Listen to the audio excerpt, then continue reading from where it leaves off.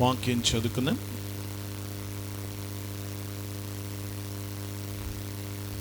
మత్తయి సువార్త 24వ అధ్యాయము. మత్తయి సువార్త 24వ అధ్యాయము మొదటి నుంచి 14 వచనాలు చదువుకుందాం. యేసు దేవాలయం నుండి బయలుదేరి వెళ్ళుచుండగా ఆయన శిష్యులు ఆ దేవాలయపు కట్టడములు ఆయనకు చూపించవచ్చిరి. అందుకు ఆయన, మీరు ఇవన్నీ చూచుచున్నారు కదా, రాతి మీద రాయి ఒకటి అయినను ఇక్కడ నిలిచి ఉండకుండా పడద్రోయబడునని మీతో నిశ్చయముగా చెప్పుచున్నానని వారితో అనెను. ఆయన ఒలీవ కొండ మీద కూర్చుండి ఉన్నప్పుడు శిష్యులు ఆయన యొద్దకు ఏకాంతముగా వచ్చి, ఇవి ఎప్పుడు జరుగును? ఈ రాకడకును ఈ యుగ సమాప్తికిని సూచనలేవి? మాతో చెప్పుమనగా, యేసు వారితో ఇట్లనెను, ఎవడును మిమ్మును మోసపరచకుండా చూచుకొనుడి. అనేకులు నా పేరిట వచ్చి నేనే క్రీస్తునని చెప్పి పలువురిని మోసపరచెదరు. మరియు మీరు యుద్ధములను గూర్చియు యుద్ధ సమాచారములను గూర్చియు వినబోదురు. మీరు కలవరపడకుండా చూచుకొనుడి. ఇవి జరగవలసి ఉన్నవి గాని అంతము వెంటనే రాదు. జనము మీదికి జనమును, రాజ్యము మీదికి రాజ్యమును లేచును. అక్కడక్కడ కరువులను, భూకంపములను కలుగును. ఇవన్నీ వేదనలకు ప్రారంభము. అప్పుడు జనులు మిమ్మును శ్రమపాలు చేసి చంపెదరు. మీరు నా నామము నిమిత్తము సకల జనముల చేత ద్వేషింపబడుదురు. అనేకులు అభ్యంతరపడి ఒకరినొకడు అప్పగించి ఒకరినొకడు ద్వేషింతురు. అనేకులైన అబద్ధ ప్రవక్తలు వచ్చి పలువురిని మోసపరిచెదరు. అక్రమము విస్తరించుట చేత అనేకుల ప్రేమ చల్లారును. అంతము వరకు సహించువాడెవడో వాడే రక్షింపబడును. మరియు ఈ రాజ్యసువార్త సకల జనములకు సాక్షార్థమై లోకమందంతటను ప్రకటింపబడును. అటు తర్వాత అంతము వచ్చును. ప్రార్థన చేసుకుందాం. లేచి నిలబడదాం. మహోన్నతుడా, సర్వోన్నతుడా, కనికర సంపన్నుడా, నీ ఘన నామముని కొందనాలు తండ్రి. ఈ రాత్రి కాలంలో నువ్వు మాతో మాట్లాడుటకు సిద్ధముగా ఉన్నావు, నీకు వందనాలు. ఆత్మ సంగములతో చెప్పుచున్న మాట చెవిగలవాడు వినుగాక అని సెలవిచ్చిన తండ్రి, నీ వాక్కు వినే చెవి, నీ వాక్కును అనుసరించే మనస్సు మాలో ప్రతి ఒక్కరికి అనుగ్రహించుము దేవా. శ్రేష్టమైన నీ మాటలు బహుశ్రద్ధగా వినగల భాగ్యము దయచేయమని దేవా. ఇదిగో ప్రతి వాని హృదయమును నీ ఆత్మ వశమందు ఉంచుకునమని మంచి బోధకుడిగా దిగొచ్చిన యేసు నామమును వేడుకొనుచున్నాం తండ్రి. దేవుని సన్నిధిలో ఉన్న ప్రియ విశ్వాసులారా, క్రీస్తు రాజ్యమును స్వతంత్రించుకుని భాగ్యము మనలో ప్రతి ఒక్కరికి ప్రభువు అనుగ్రహించును గాక. ఆమేన్. కూర్చున్నా. దేవుని సన్నిధిలో ఉన్న ప్రియ విశ్వాసులారా, ఈ దినము మనకు ప్రత్యేకంగా ఏర్పాటు మిషన్ వారికి ఈ నెల రాకడ సిద్ధపాటు నెలగా మనం దీన్ని ఆచరిస్తూ ఉంటాం. మనము సంవత్సరం పొడుగు కూడా ప్రభు చుట్టూ మనము తిరుగుతూ ఉంటాం. వచ్చే నెల ఆయన జన్మము, తర్వాత ఆయన శ్రమ, తర్వాత ఆయన మరణము, తర్వాత ఆయన పునరుత్థానము, ఆరోహణము, ఆత్మ కుమ్మరింపు, ఇలా సంవత్సరం పొడుగున క్రీస్తు యొక్క జన్మ విశేషాలని ఒక్కొక్క ఘట్టముగా ధ్యానించుకుంటూ ఉంటాం. అలాగే ఈ నెల ఆయన రెండవ రాకడను పురస్కరించుకొని చేసుకునే పండగ, రాకడ సిద్ధపాటు మాసం ఇది. కాబట్టి గమనించండి, రాకడ పండగలు జరుపుకునే నెల. అన్ని పండగలు అయిపోయిన దాని గురించి జరుపుకుంటాం, కానీ ఈ పండగ మాత్రము జరగబోయే దాని గురించి, మనం పొందుకోబోయే దాని గురించి జరుపుకుంటాం. ఇది ఎలాంటిదంటే, చూడండి, ఒక స్కూల్ దగ్గర ఉన్నాం కదా, స్కూల్లో పిల్లలు 10th తర్వాత వెళ్ళిపోయే కానీ ఇంటర్ తర్వాత వెళ్ళిపోయే ముందు కానీ ఒక ఫేర్వెల్ పార్టీ చేసుకుంటారు. పరీక్షల తర్వాత ఎవరికాళ్ళు విడిపోతారు కనుక ఫేర్వెల్ పార్టీ చేసుకుంటారు. ఆ తర్వాత మేము కలిసి ఉండం కాబట్టి అందరు కలిసి ఏం చేస్తారంటే ఆ స్కూల్లో చిన్న పార్టీలా చేసుకుంటారు. మనం కూడా రేపు ఎగిరి వెళ్ళిపోతాము కనుక ఇది ఫేర్వెల్ పార్టీ లాంటిదన్నమాట. ఎత్తబడే ముందు మనం చేసుకునే పండగ, భూమి మీద ఈ పండగ చేసుకుంటున్నాము. గమనించండి, ఎత్తబడతామనే విశ్వాసం కలిగిన వారం అందరం ఈ పండగ జరుపుకుంటాం కదా. ఎవరు ఎత్తబడతాము? గమనించండి, ప్రభు రాజ్యాన్ని మనం అందుకోబోతున్నామనే ఆనందంతో చేసుకునే పండగ ఇది. ముందుగానే ఈ పండగ ఆచరిస్తున్నాం. దేవుని సంగమం గమనించండి, క్రైస్తవ విశ్వాసము యొక్క గురి పరలోకమే. అయ్యగారు చెప్పారు, మన గురి పరలోకం, బరి భూలోకం అని. గురి అందరు చెప్పండి మాట, గురి పరలోకము, బరి భూలోకం. గమనించండి, మనం గురి వైపుకు చూడాలి, ఆ గురిని చూస్తూ అడుగులు వేయాలి. గమనించండి, మీరు ఇక్కడి నుంచి నిడదవోలు వెళ్ళాలనుకోండి, మీ అడుగులన్నీ ఎటువైపు వేయాలి? మీకు ఎడం చేతి పక్కకు వేయాలి కదా. కుడివైపుకు నడిస్తే వస్తుందా? రాదు కదా. కాబట్టి గమనించండి, గురి మనం ఏ గురి పెట్టుకుంటామో అటు అడుగులు వేయాలి. అలాగే మన గురి పరలోకం అన్నప్పుడు మనం మాట్లాడే మాటలు, మనం చేసే పనులు, మనం ఎదురు చూసే ఆ నిరీక్షణ అంతా కూడా ప్రభు యొక్క రాకడను దృష్టిలో పెట్టుకునే వెయ్యాలి. అప్పుడే అటువైపు, ఆ గురి వైపు నడుస్తున్నట్టు లెక్క. కాబట్టి గమనించండి, మనం ఎప్పుడు ఈ గురి చెదిరిపోకూడదు. ప్రభు మనల్ని ఏం ఆశ చూపించి పిలిచాడు అంటే ఈ లోక సంపదలు కాదు, తన రాజ్యం యొక్క ఆశ చూపించే పిలిచాడు. ఆయన భూమి మీదకి వచ్చిన తర్వాత అనుదినం ఆయన ప్రకటించింది పరలోక రాజ్యం గురించే. ఆయన పరలోక ప్రార్థనలు కూడా నేర్పించింది నీ రాజ్యం వచ్చును గాకనే. గమనించండి, ఆయన బోధించినప్పుడు చెప్పిన బోధ అదే. మొదట నా రాజ్యమును నా నీతిని వెతుకుడి, పిదప అన్నీ దొరుకుతాయన్నాడు. కాబట్టి మొదట ఏది వెతకాలట చెప్పాలి అందరూ. ప్రార్థించానన్న వారి చేతులు ఎత్తండి. నా ప్రార్థన అంశాల్లో ఒక అంశము పరలోకం అన్న వారి చేతులు ఎత్తండి. మనం రాకడ పండగలు చేసుకుంటున్నాం, రాకడ పాటలు పాడుకుంటున్నాం, వాక్యాలు చదువుకున్నాం, కానీ ప్రార్థన అలా లేకపోతే, దేవుని బిడ్డలారా గమనించండి, నీ ప్రార్థనలో పరలోకం అనే పదము ఎక్కడైనా ఉందా? నువ్వు చేసిన ఒక 20-30 అంశాల్లో ఒకటైనా పరలోకం అనే అంశం ఉందా? ఆయన రాజ్యము గురించిన అపేక్ష, ఆయన రాజ్యము గురించిన ప్రార్థన ఉందా అనేది. మనలో ఎవరైనా ఒకవేళ పరలోక రాజ్యానికి కానీ వెళ్ళలేకపోతే, గమనించండి, నిన్ను పరలోకానికి తీసుకెళ్ళలేనని గొప్ప పాపాలు నీ జీవితంలో ఉన్నాయని కాదు, రక్షించేవాడు లేక కాదు, నువ్వు ప్రార్థించక. ఎందుకు వెళ్ళావు పరలోకానికి చెప్పాలా? ప్రార్థించక. గమనించండి, చాలాసార్లు నా వ్యక్తిగత జీవితంలో నేను ఎప్పుడైనా పరలోకానికి వెళ్తానా లేదా అని డౌట్ వచ్చినప్పుడు ఎలా దొంగోడిని చూస్తాను. అతడు వెళ్తే నేను వెళ్తాను అనుకుంటా, ఎందుకంటే అతడి పేరే దొంగ అని రాయబడింది. గమనించండి, కానీ పరలోకానికి వెళ్ళాడా లేదా? ఎలా వెళ్ళాడు? పరలోకాన్ని అడిగాడు గనక. ఏం చేశాడు? ప్రభువా, నీ రాజ్యం వచ్చినప్పుడు నన్ను జ్ఞాపకం చేసుకో. ప్రభు సిలువ వేయబడిన రోజు కుడివైపునొకడు, ఎడం వైపునొకడు, ఇద్దరు సిలువ వేయబడ్డారు. ఒకడు విడుదల అడిగాడు, రక్షణ అడగల, రాజ్యాన్ని అడగలేదు. ఒకడు రాజ్యం అడిగాడు, విడుదల అడగలేదు. గమనించండి, విడుదల అడిగినోడికి విడుదల రాలేదు, రాజ్యము రాలే. కానీ రాజ్యం అడిగినోడికి ఏమొచ్చింది? రాజ్యం వచ్చిందా లేదా? నేడే నీవు నాతో కూడా పరదైసులో ఉండు అన్నాడు. ఎప్పుడో నీ రాజ్యం వచ్చినప్పుడు యేసు ప్రభువా చివర్లైనా నన్ను గుర్తించుకోవా అని ప్రార్థించాడు. ఎప్పుడో కాదు, ఇప్పుడే, నేడే. ఎప్పుడు నువ్వు ఎప్పుడు దేవుని నమ్మావో ఆ రోజు పరలోకంలో ఉన్నట్టే. నేడే. గమనించండి, పరలోకం ఎంత దూరం ఉంది చూడండి. ఈరోజే మనము ప్రయాణమై అమెరికాకు వెళదామంటే శుద్ధ అబద్ధం అది. ఎందుకంటే ఈరోజు మొదలైతే రేపటికి వెళ్తాం కనుక.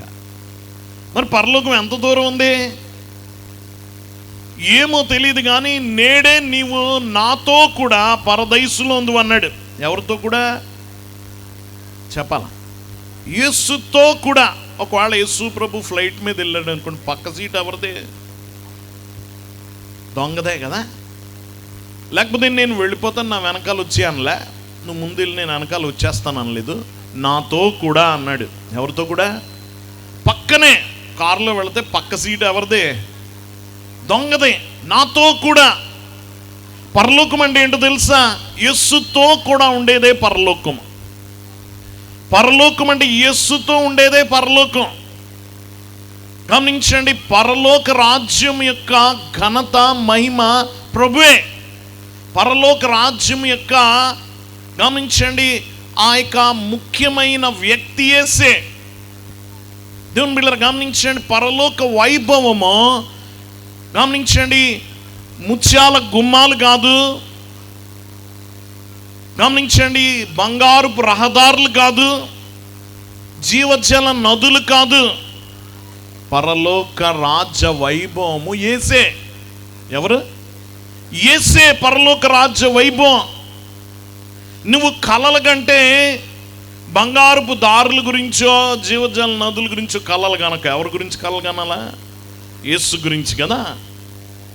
పెళ్ళైన తర్వాత, ఎంగేజ్మెంట్ అయిన తర్వాత కాబోయే భర్త గురించి, కాబోయే భార్య గురించి కలలు కంటారు కదా.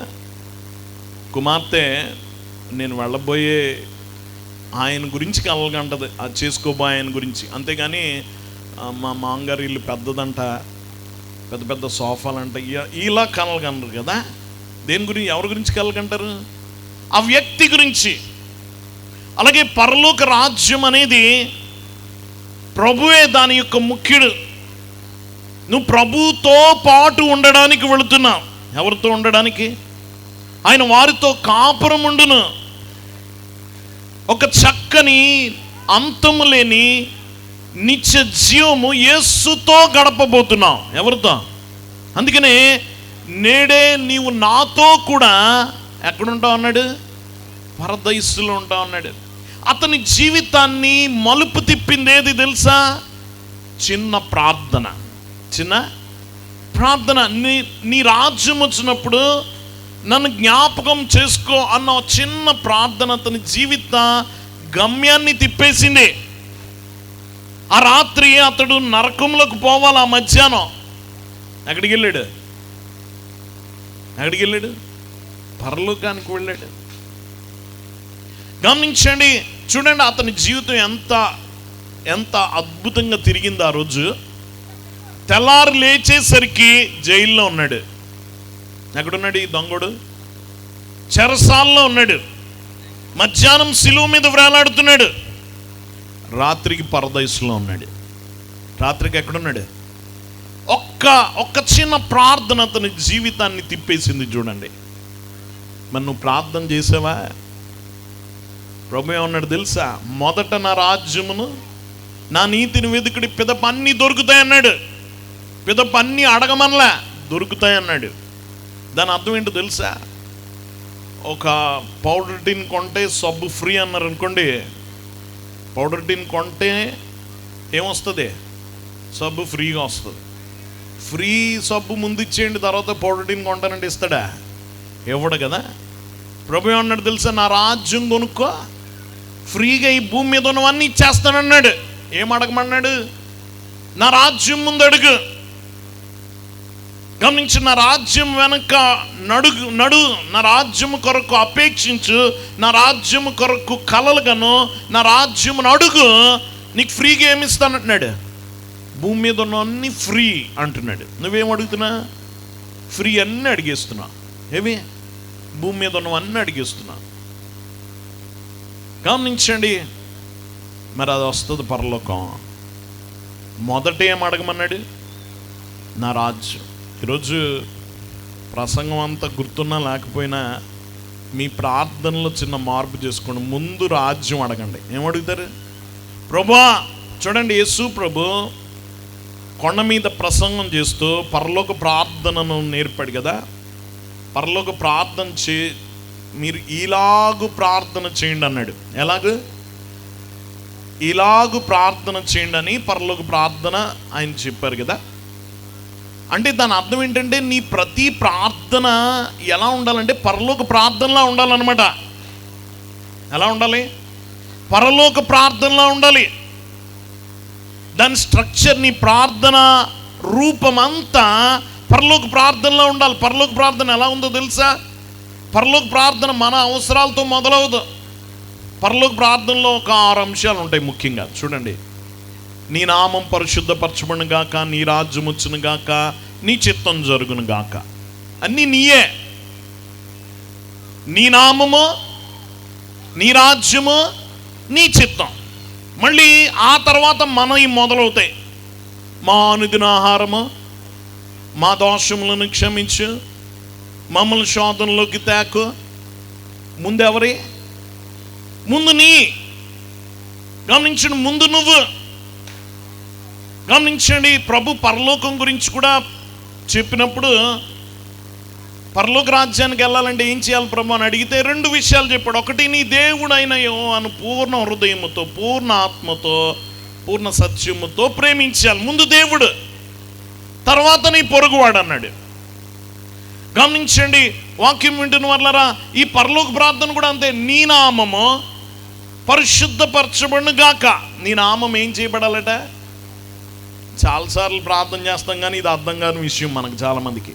నీ నామం పరిశుద్ధపరచబడును గాక అంటే దాని అర్థం ఏంటంటే, చూడండి, మా నాన్నగారు, వీరి నాన్నగారు చాలా ఘనంగా సేవ చేసిన వారు.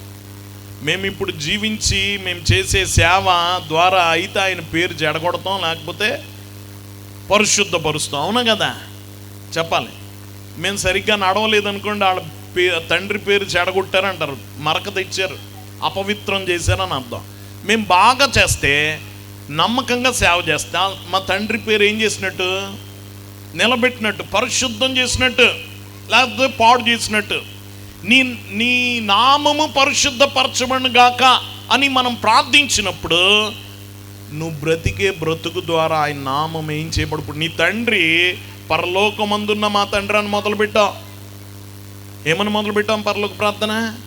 పరలోకమందున్న మా తండ్రి. ఈ ప్రార్థన చాలామంది అందరూ చేసే ప్రార్థన కాదు, ఇది పూర్తిగా క్రైస్తవ ప్రార్థన. ఎందుకంటే నా తండ్రి అని లోకంలో ఎవడు చెప్పలేడు. లోకంలో ఉన్నవాళ్ళు కూడా దేవుని బట్టి అనడానికి లేదు. తను ఎందరు అంగీకరించిరో వారందరికీ ఆయన కుమారులకుడికి అధికారం ఇచ్చాడు.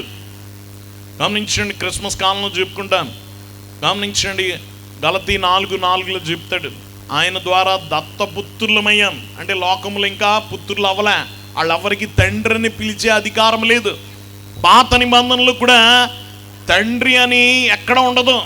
తండ్రి అని మనం సంబోధిస్తున్నామంటే అది కేవలం యేసుని బట్టి. ఏమని బట్టి? యేసుని బట్టి. యేసుని బట్టే మనము తండ్రి అని పిలవగలుగుతాం. లోకంలో అందరూ పిలిచి అందరూ చేసే ప్రార్థన కాదు ఇది. పూర్తిగా క్రైస్తవుల యొక్క వ్యక్తిగత ప్రార్థన ఇది. కాబట్టి గమనించండి, ఆయన బిడ్డలం గనక మనం ఈ లోకంలో బ్రతికే బ్రతుకు ద్వారా ఆయన నామమునకు పరిశుద్ధపరచబడాలి, కానీ ఆయన పేరు చెడగొట్టకూడదు. ఇది చేసే ప్రార్థన అన్నమాట. నీ నామం పరిశుద్ధపరచబడును గాక, నీ రాజ్యం వచ్చును గాక, నీ చిత్తము పరలోకమందు జరుగుతున్నట్లు భూమి మీద జరుగును. 3 దేవునితోటే. కాబట్టి నీ ప్రార్థన కూడా అలాగే ఉండాలి. నువ్వు చేసే ప్రార్థన కూడా అన్ని నీ అంశాలు కాదు, దేవునితో నీకుండే బంధం గురించే ప్రార్థన చేయాలి. మొదట ఆయన రాజ్యం గురించి, వాటి గురించి. అవి అయిపోయిన తర్వాత నీ లిస్టు మొదలు పెట్టుకోవచ్చు. మొదట నా రాజ్యమును, నా నీతిని వెతుకుడి. ఈ దొంగవాడు చక్కగా అడిగాడు, నీ రాజ్యం వచ్చినప్పుడు నన్ను జ్ఞాపకం చేసుకోవా? దేవదాసయ్య గారు ఒక నోట్స్లో రాశారు. మా తాతగారు బైబిల్ మిషన్ ఫస్ట్ ప్రెసిడెంట్ ఎలీషయ్య గారు ఆయన నోట్స్లో ఒక దాంట్లో రాశారు. ఒకసారి దొంగవాడి గురించి చెప్తున్నారట అయ్యగారు. ఎవరి గురించి చెప్తే వాళ్ళు వచ్చి నిలబడేవారట. ఆ ప్రసంగం అయిపోయిన తర్వాత అయ్యగారు దొంగవాడిని చూసి, ఏ ముఖం పెట్టుకొని రాజ్యం అడిగామని అడిగారట. ఏం ముఖం పెట్టుకొని? అప్పటి వరకు దొంగతనాలు అన్ని హత్యలు చేసావా, ఏ ముఖం పెట్టుకొని రాజ్యం గురించి అడిగా అని అడిగితే ఆయన అన్నట్ట, నా యొద్దకు వచ్చి వాడిని ఎంత మాత్రమో త్రోసివేయను అన్నాడు. ఆ మాట పట్టుకుని అడిగాను అన్నట్ట. నిజమే కదా? మనకు కూడా ఎప్పుడైనా డౌట్ వస్తే, ఈ దొంగవాడు వెళ్తే నేను వెళ్తాను. ఎక్కడికి? పరలోకానికి. ఎందుకంటే లోకంలో అన్ని మతాలు ఒక లెక్క, క్రైస్తవ మతం ఒకటే లెక్క. ఏంటి తేడా తెలుసా? లోకంలో అన్ని మతాలు కర్మ సిద్ధాంతాన్ని చెప్తాయి. నువ్వు మంచి చేసావా మోక్షానికి వెళ్తావు, చెడు చేసావా నరకానికి పోతావు అని చెప్తాయి. క్రైస్తవ మతం ఏం చెప్తుంది తెలుసా? నమ్మవా, ఎవరు నమ్మవా? దేవుని నమ్మవు కాదు, దేవుని కుమారుని నామమందు విశ్వాసం ఉంచాలి. ఎవరిని? యేసుక్రీస్తు నమ్మవా, పరలోకానికి వెళ్తాం. నమ్మలేదా, నరకానికి వెళ్తాం. గమనించండి, మన ప్రామాణికం క్రియలు కాదు, మన ప్రామాణికం ఏంటి? నమ్మిక. నమ్మిక, విశ్వాసాధారిత మతం మనది. ఈ అన్ని మతాల నుంచి మనం మతాన్ని వేరు చేసేది అది నమ్మిక. దేని మీద? అందుకని మన పేరు విశ్వాసులు. ఏం పేరు? విశ్వాసులు. అవునా? మిమ్మల్ని ఏమంటారు? లోకంలో వాళ్ళు కూడా అంటారు తెలుసా, నమ్ముకున్నారండి, దేవుణ్ణి నమ్ముకున్నారండి అంటారు కదా, తెలియకుండా నిజం ఒప్పుకుంటారు. కాబట్టి గమనించండి, వాక్యం వింటున్న వాళ్ళరా, దేవుని రాజ్యం అడుగు. నీ ప్రార్థనలో మొదటి అంశం ఏమై ఉండాలి? పరలోకమే. గమనించిన, ఒకవేళ నువ్వు నరకానికి కానీ పోతే గనక మనలో ఎవరైనా అడగకే వెళతాం, నీ ప్రార్థనలో అంశం లేకే. ఎందుకో తెలుసా? బైబిల్లో మనం చాలాసార్లు ఈ ప్రార్థన అన్నిటికీ వాడేస్తాం. దేనికంటే, ఆశ కలిగిన ప్రాణాన్ని తృప్తిపరుస్తానన్నావు కదా ప్రభా, నీకు ఆశే లేకపోతే ఎందుకు ఇస్తాడు పరలోకం? నీకు ఆశ ఉంటే ప్రార్థనలో ఉంటుంది కదా, అంశం ఉంటుందా లేదా? ఆశ ఉంటే ఏముంటుంది? ప్రార్థనలో అంశం అవుతుంది. గమనించండి, వాక్యం వింటున్న వాళ్ళు నీకు ఆశే లేదు కనుక ప్రార్థనలో అంశంగా లేదు. ఈరోజు నీవు ఆశ కలిగి ఉండు, నీ గురి పరలోకం. దేవుడు యేసు నిన్ను పిలిచినప్పుడు ఈ లోక భోగభాగ్యాలు ఇస్తానని పిలవలే, పరలోకం ఇస్తానని పిలిచాడు. నువ్వు అపోహ పడకు. ఆయన ఎక్కడికి వెళ్ళినా ఆయన శిష్యులు ఇద్దరిద్దరిని ఊర్లకు పంపినప్పుడు కూడా ఆయన బోధించమన్న బోధ ఏంటో తెలుసా? పరలోక రాజ్యం సమీపించిందని బోధించమన్నాడు. ఏం బోధ? గమనించండి, పరలోకం గురించి బోధించని ఏ బోధ అయినా అది దేవుని బోధ కాదు. పౌలు చెప్తాడు, దయ్యముల బోధ యందును. లోకాన్ని చూపించే బోధ ఏం బోధ? దయ్యాల బోధ అన్నమాట. మీరు దీవింపబడతారు, సమృద్ధిగా ఉంటారు, కారు కొనుక్కుంటారు, ఇలాంటివి చెప్తున్నారు ఈ మధ్య. ప్రాస్పెరిటీ బోధలు అన్నమాట. వర్ధిల్లడం, నువ్వు వృద్ధి చెందాల. గమనించండి, ఈ దయ్యముల బోధ ఏం బోధ అది? కాబట్టి గమనించండి, ప్రభు బోధ పరలోకాన్ని చూపెడుతుంది. ఫిలిప్పీ 3:20 చెప్తాడు, మన పౌరసత్వం ఎక్కడుందట? మన పౌరసత్వం పరలోకమునందున్నది. మన పౌరస్థితి పరలోకమందు. మన పౌరస్థితి ఎక్కడుంది? పరలోకమందు. మనం ఏ దేశ పౌరులను చెప్పండి మీరందరూ? ప్రస్తుతం ఏ దేశ పౌరులు? భారతీయ పౌరులని డౌట్ ఏమన్నా? ఎవరైనా ఎన్ఆర్ఐలు ఉంటే అపార్థం చేసుకోకండి. గమనించండి, మనందరం ఏ దేశ పౌరులు? మనందరికీ ఇక్కడ పౌరసత్వం ఉంది, సిటిజన్షిప్.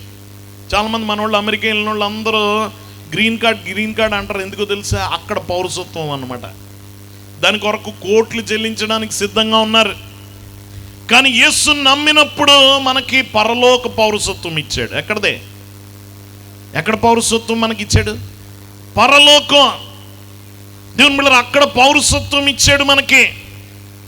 ఇది జ్ఞాపకం ఉంచుకోవాలి. మనం ప్రస్తుతం వీసా మీద ఉన్నట్టు. ఇక్కడ వీసా అవగానే అక్కడికి వెళ్ళిపోవాలా? పరలోకం వెళ్ళాలి లేదా? కాబట్టి గమనించండి, మనం ఎప్పుడు పరలోకం కొరకే ఆలోచించాలి. దేవుని బిడ్డలారా గమనించండి, మన వాళ్ళు అందరూ అమెరికా వెళ్ళేటప్పుడు అమెరికా ఎప్పుడు వెళ్తానో ఆలోచిస్తారు. అక్కడికి వెళ్ళిన తర్వాత ఏం ఆలోచిస్తారు తెలుసా? ఇక్కడికి ఎప్పుడు వద్దామా?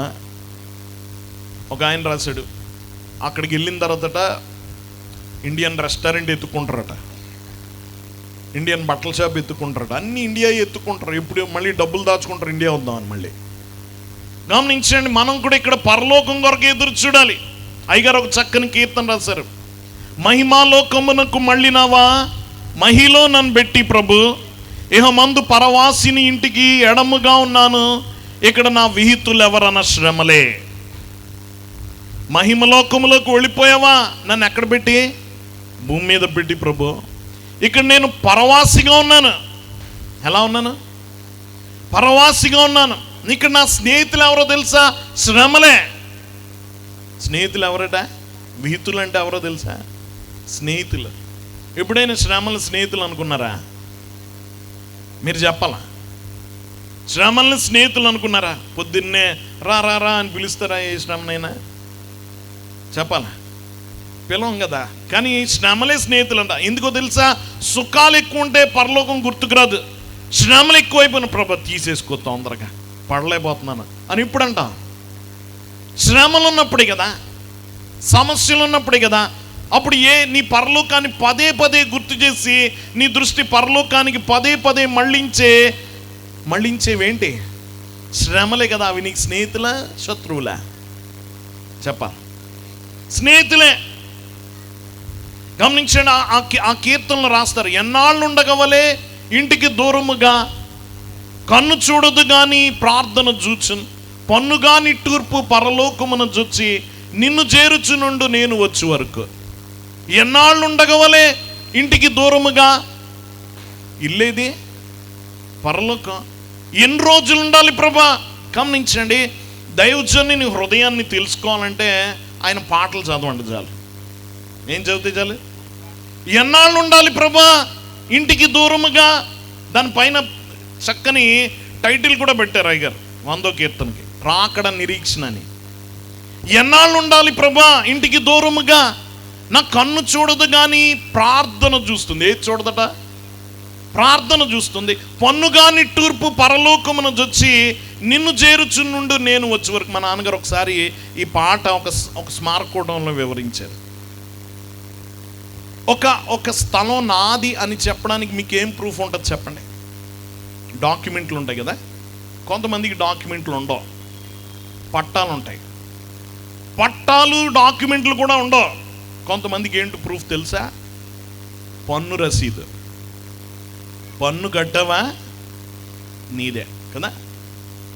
అలాగేనట, పన్నుగా నిట్టూర్పు పరలోకమున జొచ్చి నిన్ను చేరుచునుండు నేను వచ్చే వరకు. పరలోకంలోనూ మన ఇంటికి ఇక్కడి నుంచి మన నిట్టూర్పు కన్నీటి ప్రార్థనే పన్ను. పన్నుగా నిట్టూర్పు పరలోకమున జొచ్చి నిన్ను చేరుచునుండు నేను వచ్చే వరకు నేను కట్టే పన్ను అనమాట. ఎంత లోతుందో చూడండి ఆ పాట.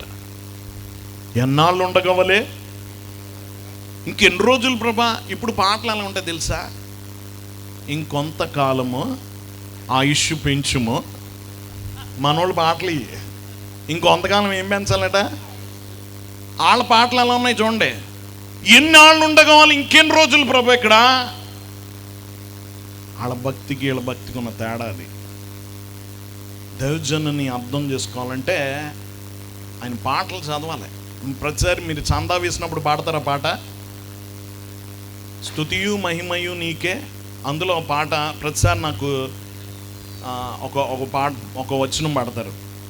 పసిడి వర్ణపుడెండ భాగ్యదారుల వాన, విసరు మంచి గాలి, విరియు పుష్పములు, రసములకు పండ్లు నీ రమ్య ప్రేమను, బంగారపు వర్ణములో ఉన్న చిచ్చి పాడండి అంటాం మనం.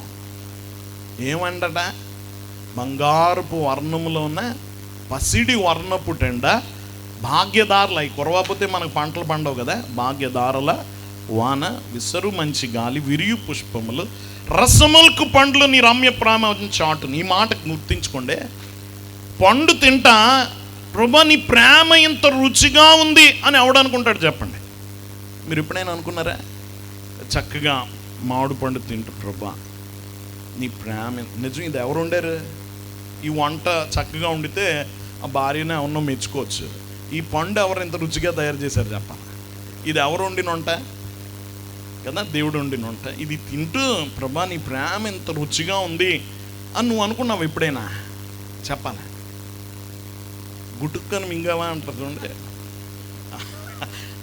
అలా మనం తినడం ఇంక ఏ తలంపు లేదు. ఎవడో చచ్చిపోయాడు చక్కన అయిపోయే వరకు ఇంక ఎవడ గుర్తురాడు మనకి. కానీ ఆయన పండు తింటూ కూడా, పండు రుచిలో కూడా ఎవరిని గుర్తు చేసుకున్నారైనా? ఆయన ప్రేమను. ఎంత మధురంగా ఉందో నీ ప్రేమ అని గుర్తు చేసుకున్నారంటే ఆయన భక్తి స్థాయి ఎలాంటిదో మనం అర్థం చేసుకోవచ్చు. దేవుని బిడ్డలారా, ఆ స్థాయికి మనం కూడా వెళ్ళాలా? వెళ్ళాలేదా? గమనించండి, మనం కూడా వారిని వెంబడించడమే కాదు, గమనించండి, వారిలాగా ఉండాలి. లోకంలో అంటారు, మా తాతలు నీతులు నాకరట, మా మూతులు వాసన చూడండి అంటారు కదా, అలా ఉండకూడదు. చూడండి, ఏలియా వెనక ఎలీషా వెళ్ళాడు, దుప్పటి పడ్డది, ఆరోహణం చూశాడు, తిరిగి వచ్చి అంటాడు యోర్దాను నది దగ్గర, ఏలియా యొక్క దేవుడు ఎక్కడా అని దుప్పటి తీసి నీటిని కొట్టాడట. ఏలియా యొక్క దేవుడు ఎక్కడ? అవతల శిష్యులు ఉన్నారు. ఇప్పుడు పాయలు చేసి వెళ్ళేటప్పుడు చూశారు ఏలియాని, ఇప్పుడు ఎలీషా వచ్చాడు. మరి ఈయన మీద అంత ఆత్మ ఉందా లేదా, ఎలా టెస్ట్ చేయాలా? ఆ దుప్పటి తీసుకొని కొడతూ ఏలియా యొక్క దేవుడు ఎక్కడా అని కొడితే 2 పాయలు అయిపోయింది. దేవుడు జవాబిచ్చాడు ఇక్కడే అని కదా, ఇక్కడే. గమనించండి, ఇదిగో ఏలియా అంత గొప్పడు అనుకున్నా 2 పాయలు చేశాడని చెప్పడం కాదు, చేసి చూపించాడు. ఏలియా యొక్క దేవుడు ఏలియాతో వెళ్ళిపోయాడా, ఎలీషాతో ఉన్నాడని చెప్పాడు అనమాట. కాబట్టి మనకు కూడా అనుభవాలు రావాలి, అయ్యగారు అనుభవాలు. మనం అలాంటి భక్తుల ముందు వెళ్ళాలి. కాబట్టి గమనించండి, ఈ యొక్క చదవబడిన వాక్యములకు వద్దాం. యేసు ప్రభు ఒక కొండ మీద ప్రసంగం చేశాడు 3 రోజులు, తెలుసు కదా. 5, 6, 7 మత్తయి సువార్త 3 అధ్యాయాలు చెప్పాడు. ఇంకొక పెద్ద ప్రసంగం ఇంకో కొండ మీద కూడా చెప్పాడు. ఇది ఒలీవ కొండ మీద. ఏ కొండ మీద? దీన్ని ఒలీవ డిస్కోర్స్ అంటారు, ఒలీవ కొండ ప్రసంగం అంటారు. ప్రభువుని ఆ మందిరంలో ఆ నిర్మాణాలన్నీ చూపిస్తే ప్రభు అన్నాడు, రాయి మీద రాయి నిలబడదు అన్నాడు. వాళ్ళందరూ ఒక్కసారి సైలెంట్ అయిపోయారు. అప్పుడే కట్టారు పాపం, 45 సంవత్సరాలు ఎంతో కట్టారు ఆ గుడి. ఎంత బాగుందో అని చూపించేలోపు ప్రభు బాంబు పేల్చాడు. రాయి మీద రాయి ఉండదు. ఒక్కసారి వీళ్ళందరూ నిశ్శబ్దం అయిపోయారు, ఏం మాట్లాడలే. ఒలీవ కొండ ఎక్కగానే కూర్చొని ప్రభుని అడిగారు, ప్రభా 3 ప్రశ్నలు అడిగారు. ఇవి ఎప్పుడు జరుగుతాయి? ఈ మందిరం ఎప్పుడు పడిపోద్ది? 2 గమనించండి, 2వ ప్రశ్న ఏంటంటే, ప్రభా నీ రాకడ ఎప్పుడు వస్తుంది? ఈ యుగ సమాప్తికి గుర్తులు ఏమిటి? ఈ మందిరం ఎప్పుడు పడిపోతుంది? నీ రాకడకు ఈ యుగ సమాప్తికి గుర్తులేమిటి? 3 ప్రశ్నలు అడిగారు. దానికి ప్రభు చెప్పిన జవాబు 2 అధ్యాయాలు, 24, 25 అధ్యాయాలు. 24 అధ్యాయం అంతా రాకడ సూచనలు, ఆయన రాజ్యం, అన్ని పోలికలు చెప్పారు. 25 అధ్యాయం 3 ఉపమానాలు చెప్పాడు రాకడ గురించి. 5 తలాంతులు, 2 తలాంతులు, 1 తలాంతు ఉపమానము, గొర్రెల్లో నుంచి మేకలను వేరు చేసిన ఉపమానము, 10 మంది కన్యకుల ఉపమానం, 3 ఉపమానాలు చెప్పారు ప్రభు. ఇది కూడా ఒలీవ కొండ ప్రసంగం అనమాట. ఎప్పుడైనా యెరూషలేం వెళ్తే యెరూషలేం కొండ ఎలాగుంటే దానికి ఎదురుగా ఉన్న కొండే ఒలీవ కొండ అనమాట. ఇలా నిలబడితే అలా యెరూషలేం ఎదురుగా స్క్రీన్ మీద ఉన్నట్టు ఉంటుంది అనమాట. గమనించండి, అక్కడ యెరూషలేములో ఏ విధంగా జరగబోతుంది, ఆ మందిరంకి ఏమవుతుంది, ఆయన రాకడ సూచనలు ఏమిటి, గమనించండి. ఈ యుగము ఎలా సమాప్తం అవుతుంది అనే 3 విషయాలు ప్రభు చెప్పారు. గమనించండి, మొదటి 14 అధ్యాయంలో 6 సూచనలు ఉన్నాయి. ఈరోజు 6 గుర్తించుకోండి. చివరి దినాల్లో ఉన్నాం. ఈ రాకడ సూచనలు 6 సూచనలు. 1 24 అధ్యాయం 4-5 వచనాలు చదువుకుందాం. యేసు వారితో ఇట్లనెను, ఎవడును మిమ్మల్ని మోసపరచకుండా చూచుకునుడి. అనేకులు నా పేరట వచ్చి నేనే క్రీస్తునని చెప్పి పలువురిని మోసపరిచెదరు. మొదటిది ఆధ్యాత్మిక మోసం. చెప్పండి, స్పిరిచువల్ డిసెప్షన్, ఆధ్యాత్మిక మోసం. గమనించండి, మొదటి సూచన, అనేకులు నేను క్రీస్తునని చెప్పేవాళ్ళు వస్తారట. అనేకులు నేనే క్రీస్తునని చెప్పేవారు వస్తారు. ఈరోజు మనము చూసుకోవాలి, క్రైస్తవుడు మెలకుగా ఉన్నాడంటే ఎలా జరుగుతుంది, బైబిల్లో ఏమనుంది, గమనించి లోకంలో ఏం జరుగుతుంది చూడాలి. అయ్యగారు రాశారు, గమనించండి, ఇదిగో వధువు సంఘం అనే కీర్తనలో గురుతులు జరిగిన దొంతి గుర్తు పెట్టుచున్నది. గమనించండి, గురుతులు ప్రవచనములు 2 చూసుకోవాలంటే సంఘం 2 గుణించుకోవాలంటే. ప్రవచనాలు బైబిల్లో ఉన్నాయి, గుర్తులు బయట జరుగుతున్నాయి. ఎంతవరకు జరిగిపోయాయి? ఇది జరిగిపోయిందని టిక్ పెట్టుకోవడమే. ఇది అయిపోయింది ఇది అయిపోయింది అని గుర్తు పెట్టుకోవడమే. ఈ గుర్తులను బట్టి తెలిసిపోవాలి నీకు ఎంత దగ్గరగా ఉన్నాడు ఆయన. మొదటి గుర్తు ఆధ్యాత్మిక మోసం, నేనే క్రీస్తునని చెప్పేవాళ్ళు వస్తారట. నేనే. మీరు చాలామంది గుర్తించుకోండి, మీలో పెద్దవారు ఉన్నారు, మీ యవ్వన వయసులో చిన్న వయసులో దొంగ సాధువులు అనేవారు, దొంగ భక్తులు వచ్చేవారు కదా. మేము హిమాలయాలకు వెళ్ళాము, ఇది తెచ్చాం అది తెచ్చాం, మాకు ఇలా దేవుడు సాక్షాత్కరించాడు అని అలా చెప్పేవారు. ఇప్పుడు చూడండి, ఎవడు నేను భక్తుడని చెప్పట్లే, నేను దేవుడిని డైరెక్ట్గా. నేను ఎవరైనా భక్తులని చెప్తున్నారా? మనం ఎంతమందిని చూసాం మధ్యలో, ఎంతమంది బాబాలు, ఎంతమంది అవతార పురుషులు, ఎవరు భక్తులని చెప్పుకోవట్లే. ఏమని చెప్తున్నారు? నేను ఆ జన్మలో ఇది, ఈ జన్మలో ఇది అని చెప్పేస్తున్నారు. డైరెక్ట్గా దేవుడని తమను తాము ప్రకటించుకుంటున్నారు. వాళ్ళ గుర్తుల్లో సిలువ గుర్తు కూడా పెట్టేసుకుంటున్నారు. గమనించండి, నేనే క్రీస్తునని చెప్పే వాళ్ళు వస్తారు. నువ్వు చూసుకోవాలి. గమనించండి, ఇక్కడ చక్కని మాట చెప్తున్నాడు, ఎవడును మిమ్మల్ని మోసపరచకుండా చూసుకునుడి. ప్రభు రాకడ సూచనలే కాదు, నువ్వు ఎలా ఉండాలో కూడా చెప్పాడు. మోసపరచకుండా చూసుకునుడి, కలవరపడకుండా చూసుకునుడి. గమనించండి, మీ ప్రేమ కడ వరకు తగ్గిపోకుండా చూసుకోండి. చివరిగా చెప్పాడు దేవుని బిడ్డలు, గమనించండి, అంతం వరకు సహించాలి. ఏం చేయాలో కూడా చెప్పాడు. ఈ పరిస్థితుల్లో మోసపోకుండా చూసుకోండి. యేసు ప్రభు రెండోసారి మధ్యాకాశంలోకి వస్తాడు. రెండు మాటలు మనం చూస్తాం. ప్రభు రాకడ రెండు భాగాలుగా మనం చెప్పచ్చు. గమనించండి, ఒకటి 7 ఏండ్ల శ్రమలకు ముందు మధ్యాకాశంలోకి వస్తాడు, 7 ఏండ్ల శ్రమల తర్వాత భూమి మీదకి వస్తాడు. అలాగా 7 ఏండ్ల శ్రమలకు ముందు భూమి మీదకి రాడైన మధ్యాకాశం, దాన్ని ర్యాప్చర్ అంటారు, సెకండ్ కమింగ్ అంటారు. రెండో రాకడ భూమి మీదకి 7 ఏండ్ల శ్రమల తర్వాత మనము ప్రభుతో పాటు వధువు సంఘముగా ఆయన వెంట వస్తామన్నమాట. అప్పుడు గమనించండి, ఆయన్ని చూచి రొమ్ము కొట్టుకుంటారు అని ఉంటుంది కదా. రొమ్ము కొట్టుకునే వాళ్ళు ఎవరు తెలుసు? యూదులు. వీళ్ళు నమ్మరు. 7 ఏండ్ల శ్రమల్లోనే ఈ శ్రమలన్నీ ముగించే వరకు నమ్మరు అనమాట. అప్పుడు ప్రభు పరలోకం నుండి వస్తుంటే, అయ్యో మా మధ్య పుట్టి మాకు బోధ చేసి ఇంత చేసిన ఆయన మేము నమ్మలేదే, ఈ ఇంకా వస్తాడని ఎదురు చూస్తున్నాము, ఈయనే ఆ మెస్సయ్య అని అప్పుడు నమ్ముతారట. 7 ఏండ్ల శ్రమల ముగింపులో అప్పుడు వరకు నమ్మరేళ్ళు, రొమ్ము కొట్టుకుంటారట. ప్రతి వాని నేత్రం ఆయన్ని చూచును అప్పుడు చూస్తారనమాట, అప్పుడు వరకు చూడరు. దేవుని బిడ్డలారా గమనించండి, వాక్యం వింటున్న వాళ్ళరా, రెండవ రాకడ మొదటిగా భాగం ఏమిటంటే ర్యాప్చర్, మధ్యాకాశంలోకి వస్తాడు ఆయన. అక్కడికి మనం ఎగిరి వెళ్ళాలి. యేసు ప్రభు భూమి మీదకి రాడు అప్పుడు. కాబట్టి భూమి మీద నేనే క్రీస్తునని చెప్తే నువ్వు మోసపోకు. నీ వాక్య జ్ఞానము తెలిస్తే నువ్వు మోసపో. యేసు ప్రభు భూమి మీదకి రాడు, నాకు తెలుసు. ఎంతమంది ఎన్ని మాటలు చెప్పినా ఆయన భూమి మీదకి రాడు. మేమే వెళ్ళాలి. ఎక్కడికి? మధ్యాకాశానికి వెళ్ళాలి మనం కదా. అందుకనే ప్రకటన గ్రంథం 19వ అధ్యాయంలో గొర్రెపిల్ల వివాహోత్సవ సమయము సమీపించింది, ఆయన భార్య తను తాను సిద్ధపరచు. మధ్యాకాశం మీరు ఎప్పుడైనా చూడండి, పెళ్ళి, క్రైస్తవ పెళ్ళి ఎప్పుడైనా చూస్తే ముందు పెళ్లి కుమారుడు ఇంటి వారు వెళ్ళి ప్రదానం చేసుకుంటారు కదా. ఏం చేసుకుంటారు? ప్రదానం చేసుకుని తీసుకొచ్చి పెళ్లి కూతురుని విడిది గదిలో పెడతారు. విడిది గదిలో ఆమె సిద్ధపడుతుంది. పెళ్లి రోజు పెళ్లి కొడుకు ఆయన ఇంట్లోంచి వివాహ వేదిక దగ్గరికి వస్తాడు, పెళ్లి కూతురు విడిది గదిలో నుంచి వివాహ వేదిక దగ్గరికి వస్తుంది. అక్కడ పెళ్ళి అయిన తర్వాత పెళ్లి కొడుకు చేయి పట్టుకుని ఎవరింటికి వెళ్తుంది?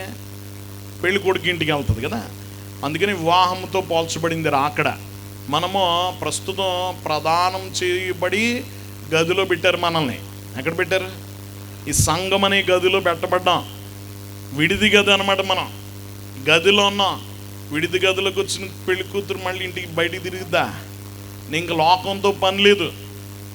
లోకంలోకి మళ్ళీ గంతులు వేయకు, అటు ఇటు కప్ప గంతులు వేయకూడదు. ఇక నువ్వు దాన్ని విడిచిపెట్టి వచ్చేసావు, గదిలో పెట్టారు. ఇక్కడ నీ పని ఏమిటంటే, నీ సిలబస్ ఏంటంటే సిద్ధపడ్డమే. ఏం చేయడం? ఇంకేమైనా పని ఉంటుందా పెళ్లి కూతురికి? ఇంకేం పని లేదు. పెళ్లి పందిర్లు వేయించాలి అన్నీ ఏం పని ఉందా? ఆవిడ పని సిద్ధపడటమే. గమనించండి, మన పని కూడా ఇప్పుడు గదిలో ఉన్నాం, సంఘం అనే గదిలో ఉన్నాం, సన్నిధి గది అనే గదిలో ఉన్నాం. మనం ఇక్కడ సిద్ధపడమే మన పని. రేపు రాకడలో పెండ్లి కుమారుడు అంతఃపురంలో ఆయన ఇంటి దగ్గర నుంచి వస్తాడు. ఎక్కడికి వస్తాడు? వివాహ వేదిక మధ్యాకాశం అన్నమాట. వివాహ వేదిక ఏది? గమనించిన ఆయన అక్కడి నుంచి అక్కడికి వస్తే మనం ఇక్కడి నుంచి మధ్యాకాశానికి వెళ్తామో, అక్కడ ఆయనతో ఐక్యమైపోతామో. అక్కడ జరుగుతుంది మన పెళ్ళి. ప్రస్తుతం మనం ఎంగేజ్డ్ అంతే కదా. అక్కడ మనము వివాహం చేసుకుని ఆయన చేయి పట్టుకుని ఎక్కడికి వెళ్తాం? పరలోకానికి వెళ్తాం. అందుకనే వివాహంతో పోల్చబడి. గమనించండి, ఇప్పుడు సిద్ధపడు. ఇక్కడ మన పని ఏమిటంటే, భూమి మీద బైబిల్ గ్రంథం దేవుని యేసుక్రీస్తును చూస్తూ ఆయన రాజ్యం కొరకు సిద్ధపడాలి. గమనించండి, నువ్వు మోసపోకు. యేసు ప్రభు మధ్యాకాశంలోకి వస్తాడని నీకు తెలుసు, భూమి మీదకి రాడు. ఒకవేళ ఎవడైనా క్రీస్తునంటే నమ్మొద్దు అన్నాడు. అందుకనే ఆధ్యాత్మిక మోసం మొదటి గుర్తు ఏంటి? ఆధ్యాత్మిక మోసం. రెండోది 6-7 వచనాలు చదువుకున్నాం. మరియు మీరు యుద్ధముల గూర్చి యుద్ధ సమాచారముల గూర్చి వినబోదురు. మీరు కలవరపడకుండా చూచుకున్నది, ఇవి జరగవలసినది కానీ అంతం వెంటనే రాదు. రెండోది అంతర్జాతీయ సంఘర్షణలు, యుద్ధములు, ఇంటర్నేషనల్ కాన్ఫ్లిక్ట్స్, యుద్ధాలు చూస్తున్నామా? ఎక్కడన్నా గ్యాప్ ఉందా? గమనించండి, కరోనా అయిందంతే. కరోనా అయిన వెంటనే ఈ 5 ఏళ్ళ గ్యాప్లు ఎన్ని యుద్ధాలు చూసాం? ఇజ్రాయెల్ సిరియా యుద్ధం చూసాం, యుక్రెయిన్ రష్యా యుద్ధం చూసాం, మళ్ళీ ఇజ్రాయెల్ పాలస్తీనా యుద్ధం చూస్తున్నాం, ఇరాన్ యుద్ధం చూసామా, లిబియా మీద యుద్ధాలు చూసాం. ఎన్ని యుద్ధాలు జరుగుతున్నాయి గమనించండి. యుద్ధాలన్నీ జరుగుతాయి. దేవుని బిడ్డలారా, ఒక సర్వే ప్రకారం గత 4000 సంవత్సరాల్లో జరిగిన యుద్ధాల కంటే గత 100 సంవత్సరాల్లో జరిగిన యుద్ధాలు ఎక్కువట.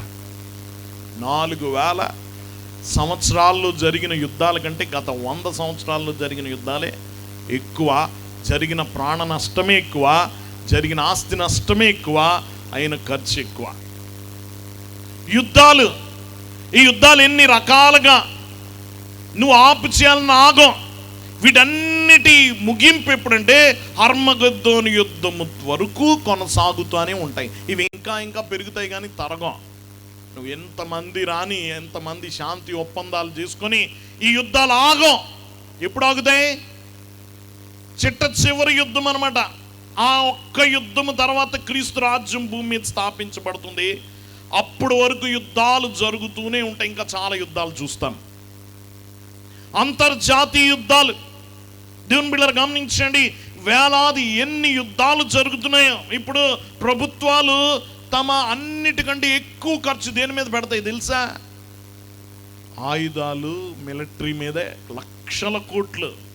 అమెరికా దేశం కానీ, మన దేశం కానీ, రష్యా, అన్ని దేశాలు ఇప్పుడు దేని మీద పెడుతున్నాయి గమనించండి. ఒక్కొక్క యుద్ధ విమానాన్ని 1000 కోట్లతో కొంటున్నారు. దేవుని బిడ్డలారా గమనించండి, యుద్ధానికి సిద్ధపడుతున్నారు. లక్షల కోట్లు కుమ్మరించేస్తున్నారు. దేనికి? యుద్ధాలు. దేవుని బిడ్డలారా గమనించండి, అంతర్జాతీయ యుద్ధాలు ఇవన్నీ జరుగుతాయి. కలవరపడకుండా చూసుకోమన్నాడు. కంగారు పడకు. రేపు ఇది జరుగుతుందని ముందుగా తెలిసింది అనుకోండి, నువ్వు కలవరపడతావా? ఆల్రెడీ నువ్వు ప్రిపేర్ అయిపోయి ఉంటావు. నాకు తెలుసు, బైబిల్లో ఆల్రెడీ ఉంది. మనమే ఆశ్చర్యపోం కదా. తెలియనోడు ఆశ్చర్యం. ఏంటో ఈ రోజులు ఎటుపోతున్నాయి, ప్రపంచం ఎటుపోతుందో వాళ్ళకి తెలియదు. నువ్వు చెప్పాలి కదా. ఎవరు చెప్పాలి? నువ్వు కూడా ప్రపంచం ఎటుపోతుందో అంటే నీకు వాక్యం చెప్తుంది ఎటు వెళ్తుందో. గమనించిన వీటి రూట్ మ్యాప్ ఏంటో, ఎక్కడికి వెళ్తాయో, ఎక్కడ తేలుతాయో, వీటి ముగింపు ఏంటో గమనించండి. దేవుని వాక్యం స్పష్టంగా చెప్తుంది. ఇది నువ్వు వేరేగా ఉండాలి. నువ్వు కూడా అయోమయంగా ఉండకూడదా? దేవుని యేసు ప్రభు స్పష్టంగా చెప్తున్నాడు. యుద్ధాలు జరుగుతాయి. యుద్ధాల గురించి వింటారు. భయంకరమైన యుద్ధాలు. నువ్వు కలవరపడకుండా చూసుకో. ఇది నీ బాధ్యత. నిన్ను నువ్వు నిన్ను చెప్పుకోవాలి, రిలాక్స్, కంగారు పడకు. యేసు ప్రభు చెప్పాడు యుద్ధాలు ఇంకా ఇంకా రేగుతాయి. ఇది రెండో సూచన. మూడోది 8వ వచనం చదువుకుందాం. అక్కడక్కడ కరువులను, అక్కడక్కడ కరువులను, భూకంపములు కలుగును. ఇవన్నీ వేదనలకు ప్రారంభం. ఇవన్నీ వేదనలకు ప్రారంభం. మూడోది ప్రకృతి వైపరీత్యాలు. ప్రకృతి వైపరీత్యాలు ఏంటట? అక్కడక్కడ కరువులు, భూకంపములు కలుగును. ప్రకటన గ్రంథం ఎంతో స్పష్టంగా చెప్తాడు. తెగుళ్ళు, కరోనా వచ్చింది. మన తాతలు ముత్తాతలు ఎవరైనా చూసారు అది? చెప్ప. భూకంపములు, సునామీలు తెలిసే ఇదివరకు తెలీదు ఎవరికి. ఇప్పుడే చూస్తున్నాం కదా. సునామీ మన తరంలోనే వచ్చింది, కరోనా మన తరంలోనే వచ్చింది. దేవుని బిడ్డలారా గమనించండి, ఇదిగో కరువులు, భూకంపాలు, ప్రకృతి వైపరీత్యాలు ఇవన్నీ జరుగుతాయి. కరువులు వస్తాయి. ఇంకా రాబోయే దినాలు ఇంకా భయంకరమైన కరువులు అన్నమాట. కొరత గమనించండి. ఆకలితో అలమటిస్తారు. వాక్యం వింటున్న వాళ్ళరా, ఈరోజు మన దేశం సమృద్ధిగా ఉంది. చాలా చోట్ల ఆకలి కూడా ఉంది. మా అనుదిన ఆహారం మాకు దయచేయమని మనము అలవాటుగా చేస్తున్నాం. కానీ సహజంగా నాకు డబ్బు అయిపోయింది ప్రభా, కొంచెం నాకు తీర్చవా, డబ్బు కావాలని అడిగినట్టు ఆకలితో 2 రోజుల నుంచి అలమటిస్తున్నాను, ఆహారం పెట్టమని ఏ రోజైనా ప్రార్థించమా? చెప్పాలి. దేవుని కృప మన తరంలో అది లేదు. ఏది ఆకలి బాధ మనం ఏదో ప్రార్థన చేస్తున్నాం కానీ నిజంగా లోటుతోటి చేయట్లే. కానీ కొన్ని చోట్ల ఉంది కరువు. ఉందా లేదా? ఇప్పుడు ప్రస్తుతం మన కరోనా తర్వాత మన దేశం పేదరికంలో ఫస్ట్ ప్లేస్ అట. ప్రపంచంలో అన్ని 100 దేశాల్లో ఫస్ట్ ప్లేస్ అట మనది. ఇందులో అత్యధిక పేదలు ఉన్న దేశం మన దేశం. అందుకనే చాలామందికి ఆకలితో అలమటిస్తారని ఫుడ్ సెక్యూరిటీ ఫ్రీగా బియ్యం ఇస్తున్నారు కదా, వాళ్ళ కోసం అనమాట. మనం అమ్మేసుకున్నాం కానీ గమనించిన ఎవరి కోసం అంటే వాళ్ళ కోసం అనమాట. దేవుని సంగమ గమనించండి. కరువులు, భూకంపాలు ఏంటివి? కరువులు, భూకంపాలు ఇవన్నీ గమనించండి. ఇదిగో ఇవన్నీ జరుగుతాయి. ప్రకృతి వైపరీత్యాలు ఇంకో స్పష్టమైన గుర్తు. ఇవి చూడండి, కరోనా చూసాం. దీనికంటే పెద్దది ఎప్పుడు వస్తుందంటే 7 ఏండ్ల శ్రమల్లో వస్తాయి అన్నమాట తెగుళ్ళు. ఒక చోట చెప్తాడు 3వ వంతు జనాభా చచ్చిపోతారట. ఎంత? 3వ వంతు అంటే ఆ లెక్క చూడండి. మన దాంట్లో ఎంత చనిపోయారు? మొన్న 1 కోటి కూడా అవ్వలే. దాదాపు మన జనాభా 850 కోట్ల వరకు ఉన్నారు ప్రస్తుతం. మన జనాభా లెక్కల ప్రకారం 816 కోట్లకి లాస్ట్ ఇయర్ లెక్కేసారు. గమనించండి, ఇందులో 1 కోటి కూడా దాటలే. కానీ 3వ వంతు అంటే లెక్కేసుకుంటే ఎంతమంది చనిపోతారు. ఇది ట్రైలే. ఇది మనం చూసిన కరోనా 7 ఏండ్ల శ్రమల్లో రాబోయే తెగులకి ఇది కేవలం ట్రైలే, యాడ్ లాంటిది అనమాట. అసలు తప్పుడు ఉంది. వాటి గురించి వినాలి కానీ చూడకూడదు. మనం ఏం చేయాలి? వాటి గురించి 7 ఏండ్ల శ్రమల గురించి ఏం చేయాలి? శ్రమలు వేరు, మహాశ్రమలు వేరు. శ్రమలు వేరు. శ్రమలంటే ప్రభు రాకడ కంటే మనం ఎత్తబడే ముందు వచ్చేవన్నీ శ్రమలు అనమాట. మహాశ్రమలు అంటే 7 ఏండ్ల శ్రమలు. ఎన్ని శ్రమలు? 7 ఏండ్ల శ్రమలు. 3 ఏళ్ళు, 7 ముద్రలు, 7 బోర్రలు, 7 పాత్రలు, 7 ముద్రలు, 7 బోర్రలు. ఈ 7 ఏండ్ల శ్రమలు ఈ మనం వినాలి కానీ ఏం చేయకూడదు, చూడకూడదు కదా, వినడం వరకే. గమనించండి, వాక్యం వింటున్న 7 ఏండ్ల శ్రమల్లో 21 శ్రమలు. ఈ 7 కూడా వేరు వేరు. ఇది ఎలా ఉంటుందంటే 7 ముద్రలు అయిపోయినంటే చిన్న ఇంటర్వెల్ అనమాట. మళ్ళీ 7 బోర్లు, మళ్ళీ చిన్న ఇంటర్వెల్, మళ్ళీ 7 పాత్రలు. ఇది ఎలా ఉంటుంది తెలుసా? ఆ శ్రమలు ఎలాగుంటాయి తెలుసా మీకు? ఇదివరకు రాకెట్లో బియ్యం దంచేవారు కదా, ఎవరికైనా గుర్తుందా? రాకెట్లో బియ్యం వేసి పిండి దంచేవారు. కొంతసేపు దంచిన తర్వాత తీసి జల్లెడి పట్టేవారు. పిండి జల్లిన తర్వాత పాడారు కదా, మళ్ళీ ఎందులో వేస్తారు, మళ్ళీ అందులేసి మళ్ళీ దంచుతారు, మళ్ళీ జల్లెడి పడతారు, మళ్ళీ అందులో వేస్తారు కదా. అలా ముందు 7 సార్లు దంచుతారనమాట. ముందు మర్యాదగా మాటకు మారిపోయినాడు మనం. మాటకు మారిపోయాం, దేవుని నమ్ముకున్నాం, రేపు పరలోకంలో ఎత్తబడిపోతాం. మిగిలిన వాళ్ళకి ఏంటవి 3 ఏడులు, మొదటి 7 ముద్రల శ్రమలు 7 సార్లు దంచుతాడు అనమాట. ఆ శ్రమలను బట్టి మారిన వాళ్ళు ఉంటారు కదా. మీరు చూడండి 6వ అధ్యాయం, ప్రకటన గ్రంథం 6వ అధ్యాయంలో ముద్రలు ఉంటాయి. 7వ అధ్యాయంలో ఒక్కసారి దేవదూత ఆపు చేసి అందులో మారిన వారిని ముద్ర వేసాడు. ఏమేసాడు? ముద్ర వేసాడు. అక్కడ అడుగుతాడు, ప్రభా ఇదిగో అక్కడ లెక్కేస్తాడు. ఒక్కొక్క గోత్రం నుంచి 12,000 మంది, 7 గోత్రాల నుంచి 144, 12 గోత్రాల నుంచి 144,000 మంది. ఇంకా అన్య జనాంగంలో నుంచి అయితే అసలు లెక్కలేదన్నాడు. ఏం లేదు, లెక్కింప శక్యము కాని గొప్ప జనాంగం. వీళ్ళందరూ ఎవరు? అక్కడ అడుగుతాడు, వీళ్ళు మహాశ్రమంలో నుండి వచ్చిన వారు. రాకడ విశ్వాసులు కాదు, వాళ్ళ వధువు సంఘం కాదు, రక్షితులు అంటారు. వధువు సంఘం ప్రభు ప్రక్కన కూర్చుంటుందట, రక్షితులు పాదాల దగ్గర కూర్చుంటారట. ఎక్కడ కూర్చుంటారు? వీళ్ళ అంతస్తు వేరు, వీళ్ళ అంతస్తు. శ్రమల్లో నుండి వచ్చిన వారు, మహాశ్రమల్లో నుండి వచ్చిన వారు, గొర్రెపిల్ల రక్తంలో తమ వస్త్రములు తుక్కొని తెలుపు చేసుకున్నవారు. వీరు శ్రమల్లో మారతారనమాట. 7 దెబ్బలు తిన్న తర్వాత మారిన వాళ్ళని పక్కకు తీస్తాడు. మళ్ళీ ఇంకో 7 దంచుతాడు అనమాట. 7 బోర్లో. అది అయిన తర్వాత మళ్ళీ 7 సార్లు ఇవన్నీ దంచిన తర్వాత మిగిలిన తీసుకెళ్ళి చూడండి, దంచి ఇంకా నలగని తీసుకెళ్ళి కోళ్ళకి కుక్కలకి వేస్తారు. కోళ్ళకి వేస్తారు కదా, అలా తీసుకెళ్ళి నరకంలో వేస్తాడు అనమాట. అక్కడ పీకు తినడానికి ఎవరుంటారు? సాతాను ఉంటాడు, అబద్ధ ప్రవక్త ఉంటాడు, అంత్యక్రీస్తు ఉంటాడు కదా. ఇంకా దయ్యాలన్నిటి గుదిలేస్తాడు. నరకం అంటే చాలామంది కాలిపోవడం ఇది ఒకటి ఊహించుకుంటారు, కానీ వాటికి గుదిలేస్తాడు. వీటికి సాతానికి డైరెక్ట్గా ఆడతోటి అనమాట. కాబట్టి గమనించండి, వాక్యం వింటున్న వాళ్ళరా, మహాశ్రమలు భయంకరమైనవి. రాకడకు ముందు వచ్చేవి శ్రమలే, కానీ 7 ఏళ్ల శ్రమల్లో మహాశ్రమలు. వాటికి ఇది ట్రైలే. ఏది? కరోనా. 7 ఏళ్ల శ్రమలు వచ్చే కరువు, 7 ఏళ్ల శ్రమలు వచ్చే తెగులు. గమనించిన, అది వర్ణనాతీతం అన్నమాట. భయంకరమైంది. మా నాన్నగారు ఒక పాట పాడేవారు, పాత పాటలు.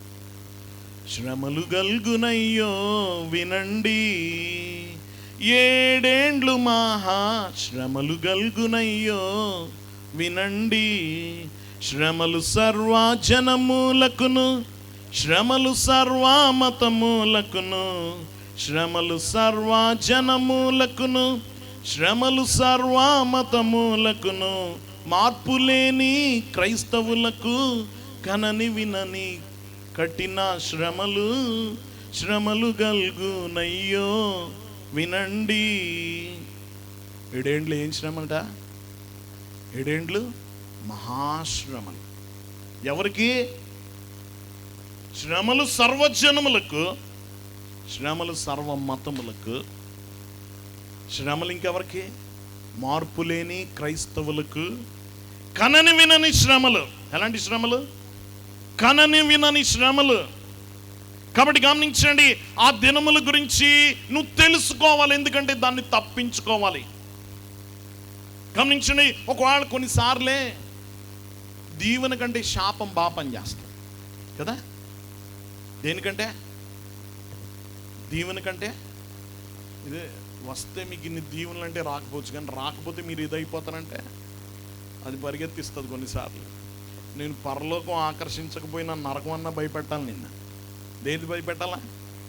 నరకమన్నా భయపెట్టాలి. ఒక ఆయన, ఒక గొప్ప భక్తుడు సువార్త చెప్పాడు. ఆయన ఒక మాట అన్నాడు, నేను ట్రైన్లో ఒక మనిషికి 1 గంట మాత్రమే మిగిలింది, ఆడికి నేను సువార్త చెప్పాలంటే 30 గంట నరకం గురించి చెప్తాను, 1/2 గంట పరలోకం గురించి చెప్తాను అంట. 30 గంట నరకం గురించి, 1/2 గంట. గమనించండి, ఈరోజు తెలుసుకోవాలి నిజమే ఎలాంటి శ్రమలు రాబోతున్నాయి.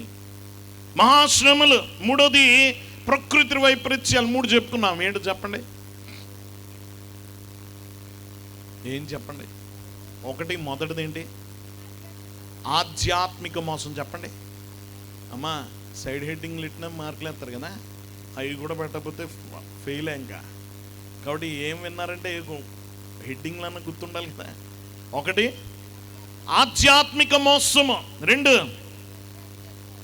అంతర్జాతీయ యుద్ధాలు. మూడోది ప్రకృతి వైపరీత్యాలు. నాలుగోది చూద్దాం 9వ వచనం. అప్పుడు జనులు మిమ్మల్ని శ్రమల పాలు చేసి చంపెదరు, మీరు నా నామం నిమిత్తం సకల జనముల చేత ద్వేషింపబడుదురు.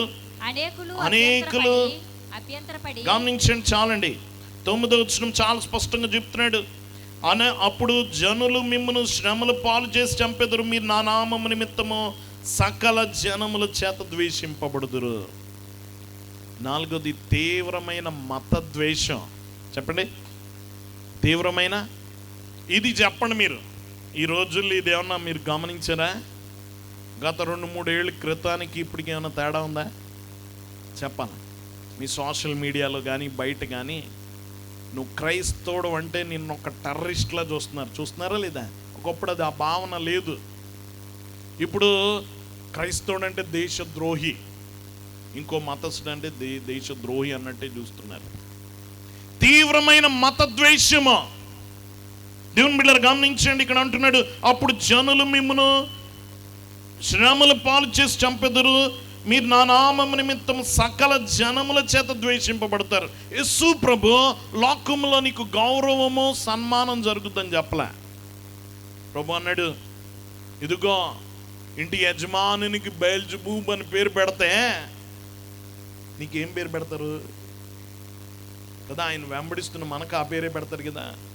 ఇంకో చోట అన్నాడు, పశ్చిమ్రానికి ఎలా చేస్తే మీకు ఎలా ఉంటుంది అంటే, యేసు ప్రభు కాలంలో పచ్చిగా ఉంటుంది. పచ్చిది బాగా కాలుతుందా, ఎండిది బాగా కాలుతుందా? ప్రస్తుతం ఎండిపోయినట్లు లెక్క బాగా కాలుతాం అనమాట. కాబట్టి గమనించండి, ఇదిగో భయంకరమైన మత ద్వేషము.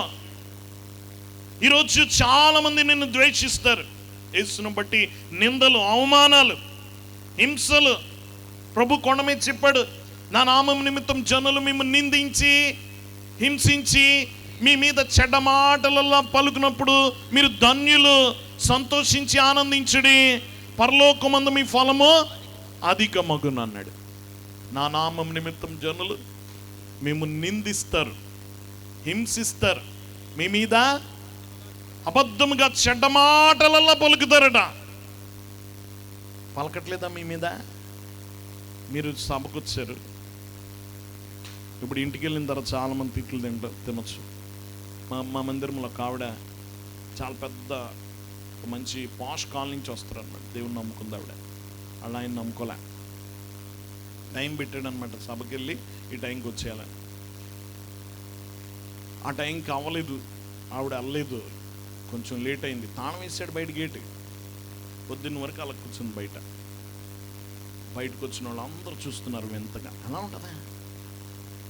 చాలా హింస కదా. ఎంతమంది ఇలా హింసింపబడుతున్నారు నా నామం నిమిత్తము. ఎవరి నామం నిమిత్తం? యేసు నామం నిమిత్తం మీరు హింసింపబడతారు, నిందింపబడతారు, మీ మీద చెడ్డగా మాట్లాడతారు. మాట్లాడలేదా? సోషల్ మీడియా చూసారా? మన పేరు గొర్రెలు కదా. మనల్ని ఏమంటున్నారు గమనించండి, ఎన్ని రకాల పేర్లు పెడుతున్నారు కదా. మీ మీద చెడ్డగా మాట్లాడతారు. మన స్పందన ఏంటట? మీరు ధన్యులు అంటున్నాడు. మనం ఎవరట? ధన్యులు, మన పేరు ధన్యులు. ఇక్కడ ఎన్ని పడితే ధన్యులమా?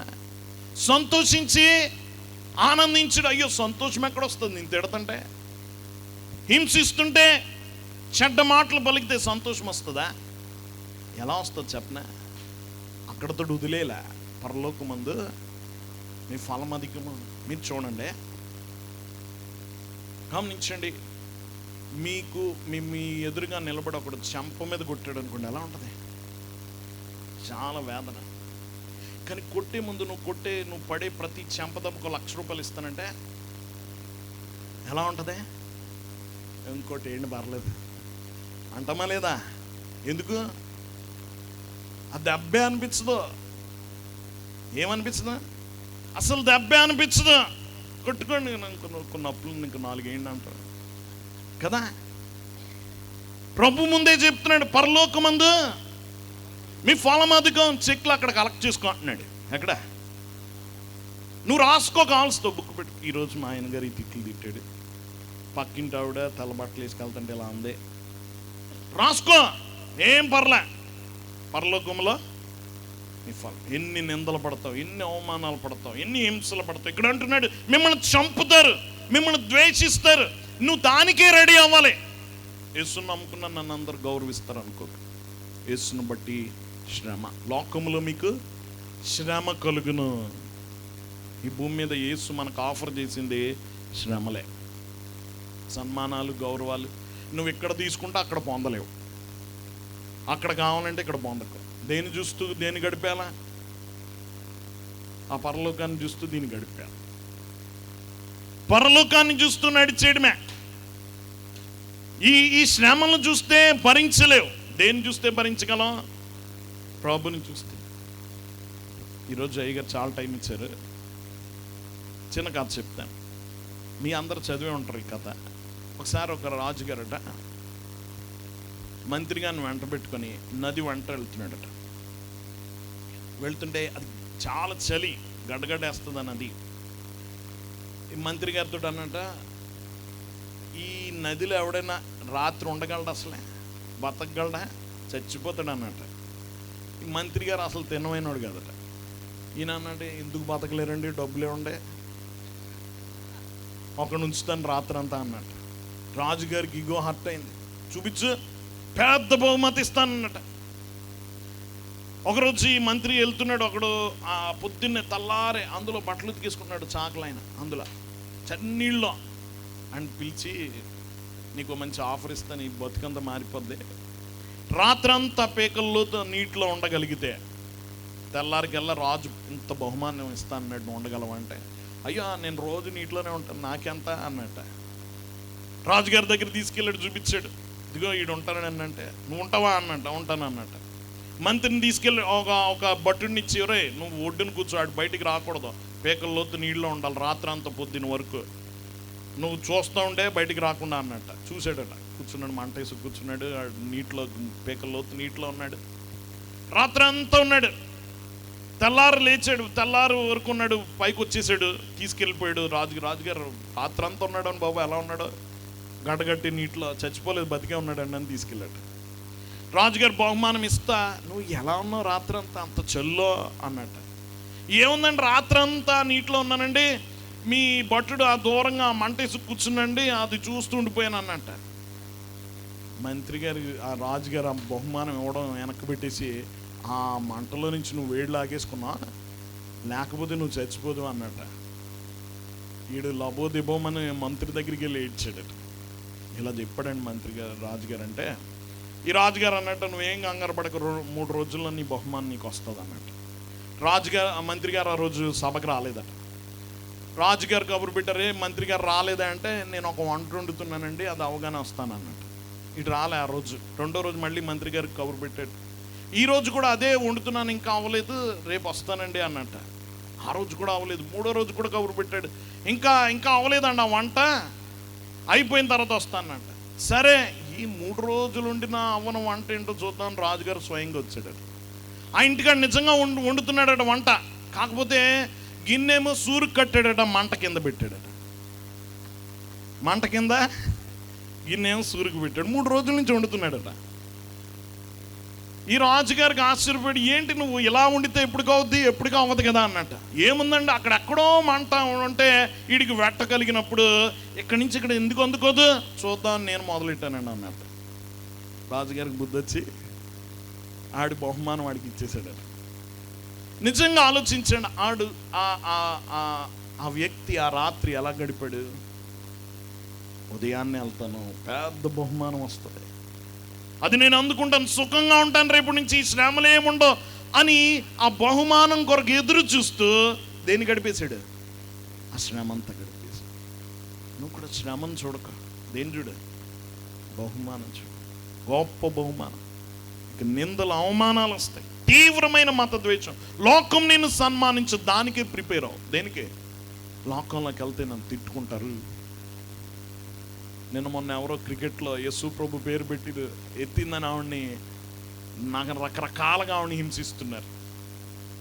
గమనించండి, ఇదే ఈ లోకం మనకి ఇచ్చేది, అదే లోకం నీకు ఇచ్చే సన్మానం అదే. యేసు ప్రభు చెప్పాడంటే అది ఖచ్చితంగా జరిగి తీరుతుందంతే. ఈ లోకం నేను ద్వేషిస్తుంది, తీవ్రమైన మత ద్వేషం. రానున్న రోజుల్లో ఇంకా ద్వేషం ఎక్కువైపోతుంది, మన దేశంలో మరింత ఎక్కువ అవచ్చు. ఈరోజు చూడండి, మొత్తం సోషల్ మీడియా అంతా క్రైస్తవుడు అంటే దేశద్రోహి అనుకుంటున్నాడు అంతే. దేవుని బిడ్డలారా గమనించిన అలాంటి దినాలు వచ్చినాయి. వాక్యం వింటున్న వల్ల తీవ్రమైన మత ద్వేషం. 4వ సూచన, 5వ చూద్దాం, 10వ వచనం. అనేకులు అభ్యంతరపడి ఒకరినొకడు అప్పగించి ఒకరినొకడు ద్వేషింతురు. ఒకరినొకడు. ఇది 5వది, విస్తృతమైన మత భ్రష్టత్వం. ఇదేంటిది? మత భ్రష్టత్వం. ఇందాక మత ద్వేషం బయట నుంచి వచ్చేది, ఇది మత భ్రష్టత్వం. లోపల ఏం జరుగుతుందట? అనేకులు అభ్యంతరపడి. అనేకులు అంటే ఎవరిలా? నమ్మినోళ్ళు. అభ్యంతరపడి ఒకరినొకడు అప్పగించి ఒకరినొకడు ద్వేషింతురు. మనం ఒకరినొకరు ప్రేమించుకోవాలి కదా. యేసుప్రభు ఏమన్నాడు? నేను మిమ్మల్ని ఎలా ప్రేమించానో అలా మిమ్మల్ని మీరు ప్రేమించుకోండి, దీన్ని బట్టి మీరు నా శిష్యులు అనబడతారు అన్నాడు యోహాను సువార్తలో. దీన్ని బట్టి, మన మధ్య ఉన్న ప్రేమను బట్టి ఆయన శిష్యులు అనబడాలట. మన గుర్తింపే ప్రేమ, పేర్లు కాదు. ఏంటి? ఇది కూడా ఎలా యేసు మనల్ని ఎలా ప్రేమించాడో అలా మనము ప్రేమించుకోవాలి. కానీ ప్రేమించాల్సిన సంఘము ద్వేషిస్తుంది. అనేకులు ప్రేమ చల్లారిపోతుంది. ఎఫెసు సంఘంతో చెప్తాడు, మొదట నీకుండిన ప్రేమ చల్లారిపోయింది, తగ్గిపోయింది. ఏమైపోయింది? తగ్గిపోయింది. తగ్గిపోద్ది. విశ్వాసం దిగజారిపోద్ది, ఆత్మీయ స్థితి దిగజారిపోద్ది. మత భ్రష్టత్వం లోపల నుంచి, బయట నుండి పోరాడలేని సాతాను లోపల నుంచి చెడగొడతాడు అన్నమాట. ఇది చాలా పెద్ద నష్టం. ఈరోజు సంఘాలు ఆధ్యాత్మికంగా పడిపోతున్నాయి, సిద్ధాంతాలు మారిపోయినాయి. దేవుని బిడ్డలారా గమనించండి, బోధ నుండి తప్పిపోతున్నారు, ఒకరినొకరు అప్పగించుకుంటున్నారు. దేవుని బిడ్డలారా, ఇదిగో పాడు చేసే వారు చాలా మంది బయలుదేరారు. ఒకడు కష్టపడి సేవ చేస్తే ఒకడు ఎత్తుకుపోతున్నాడు. మా నాన్నగారు అనేవారు, ఈ మధ్య సముద్రంలో వలేసేవాళ్ళు కంటే బుట్టలో వలేసేవాళ్ళు ఎక్కువ అని. అక్కడ వేస్తాడట, ఈడు వెళ్ళడం. ఈ మధ్య మా ఊర్లో అక్కడ ఒక ఆయన పెట్టాడు, పెద్ద సెంటర్ అన్నమాట. గమనించండి, హైదరాబాద్ నుంచి వచ్చి పెట్టాడు, ఇక్కడ అన్ని చోట్ల పెట్టేస్తున్నాడు ఆయన. గమనించండి ఎంత నష్టం. చూడండి, ఒకడు పొలంలోకి దిగల, దున్నలేదు, విత్తలేదు, పెంచలేదు, కొయ్యలేదు. గమనించండి, ఈ పనేమీ చేయలేదు, కానీ గొడవ నిండిపోయింది. అండ్ ఏమనాలా? దొంగడు అనాలా? అంతేనా? చెప్పాలి, ఏమనాలా? దొంగడే. వీధుల్లో వెళ్ళాడా? వెళ్ళలా. ఇంటింటికి స్వార్థ చెప్పారా? చెప్పలే. గమనించండి, అతడు ఎవరో కూడా తెలీదు, కానీ కేకులు పంపించి, సమాధి పెట్లు పంపించి కట్టి పెట్టిన సంఘాలను ఏం చేస్తున్నారు? జాగ్రత్త, నువ్వు జాగ్రత్తగా ఉండాలి. పడిపో కట్లకి. నువ్వు ఏ సంఘంలో పుట్టావో అక్కడ విత్తబడ్డావు, పెంచబడ్డావు, నువ్వు అందులోనే పెరగాలి. ఓ మొక్కను 10 చోట్ల నాటితే పెరుగుద్దా? చచ్చిపోతుంది. నువ్వు ఈ తోటలో సంఘంలో ఉన్నావు, సంఘం ఇది, నీ పుట్టినిల్లు ఇది కదా. పక్కింట్లో రోజు బిర్యానీ పెడుతున్నాను, ఇంటికి వెళ్ళలేం కదా. మన ఇల్లు కాదు అది, కొట్టినా తిట్టినా మన ఇల్లు మనదే, అవునా? గమనించండి, నీ సంఘము నీదే. నీ కొరకు నీ సేవకుడు కష్టపడి పరిచయం చేసి నేను సంపాదించి నేను పరలోకం ఎక్కించడానికి ప్రయాసపడుతున్నాడు. దొంగవాడు ఎత్తుకుపోవడానికి చూస్తున్నాడు కదా. ఈ మధ్య ఎన్ని రకాలు ఆదివారం ఆరాధనల నుంచి ఎత్తుపోయేవాళ్ళు కొంతమంది. గమనించండి, నెలకొకసారి ఏదో సంతలు పెడతారు చూడండి, వారానికి ఒకసారి సంతలా పెడతారు కొంతమంది. మా ఊర్లో వాళ్ళు కూడా వచ్చారు. గమనించండి, తప్పుడు బోధలు, తప్పుడు సిద్ధాంతాలు కదా. మా ఊర్లో ఒక ఆయన పెట్టాడు, 10,000 కట్టగానే కన్సీవ్ అయిపోతున్నారట. 10,000 కట్టగానే బయట ఎంత అవమానం కదా. తప్పు బోధలు నువ్వు గమనిస్తూ ఉండాలి, పడిపోకట్లా గమనించాడు. అన్ని సంఘాలని అందులోకి రప్పించి ఈ అన్నిటిని తీసుకెళ్ళి ఎవడికి చెప్తాడు, ఎవడి చేతిలో కూర్చోబెడతాడు. కాబట్టి మీరు జాగ్రత్త. ఈరోజు మత భ్రష్టత్వం ఇది విస్తృతమైపోయింది. ఏమైపోయింది? విస్తృతమైపోయింది. దేవుని బిడ్డలు గమనించండి, భయంకరమైన ఆత్మీయ అంతస్తు పడిపోతుంది. వరాలు పోగొట్టుకుంటున్నారు. దేవుని బిడ్డలు గమనించండి, ఇదిగో డాంబికం ఎక్కువైపోయింది, లోతైన బోధ లేదు.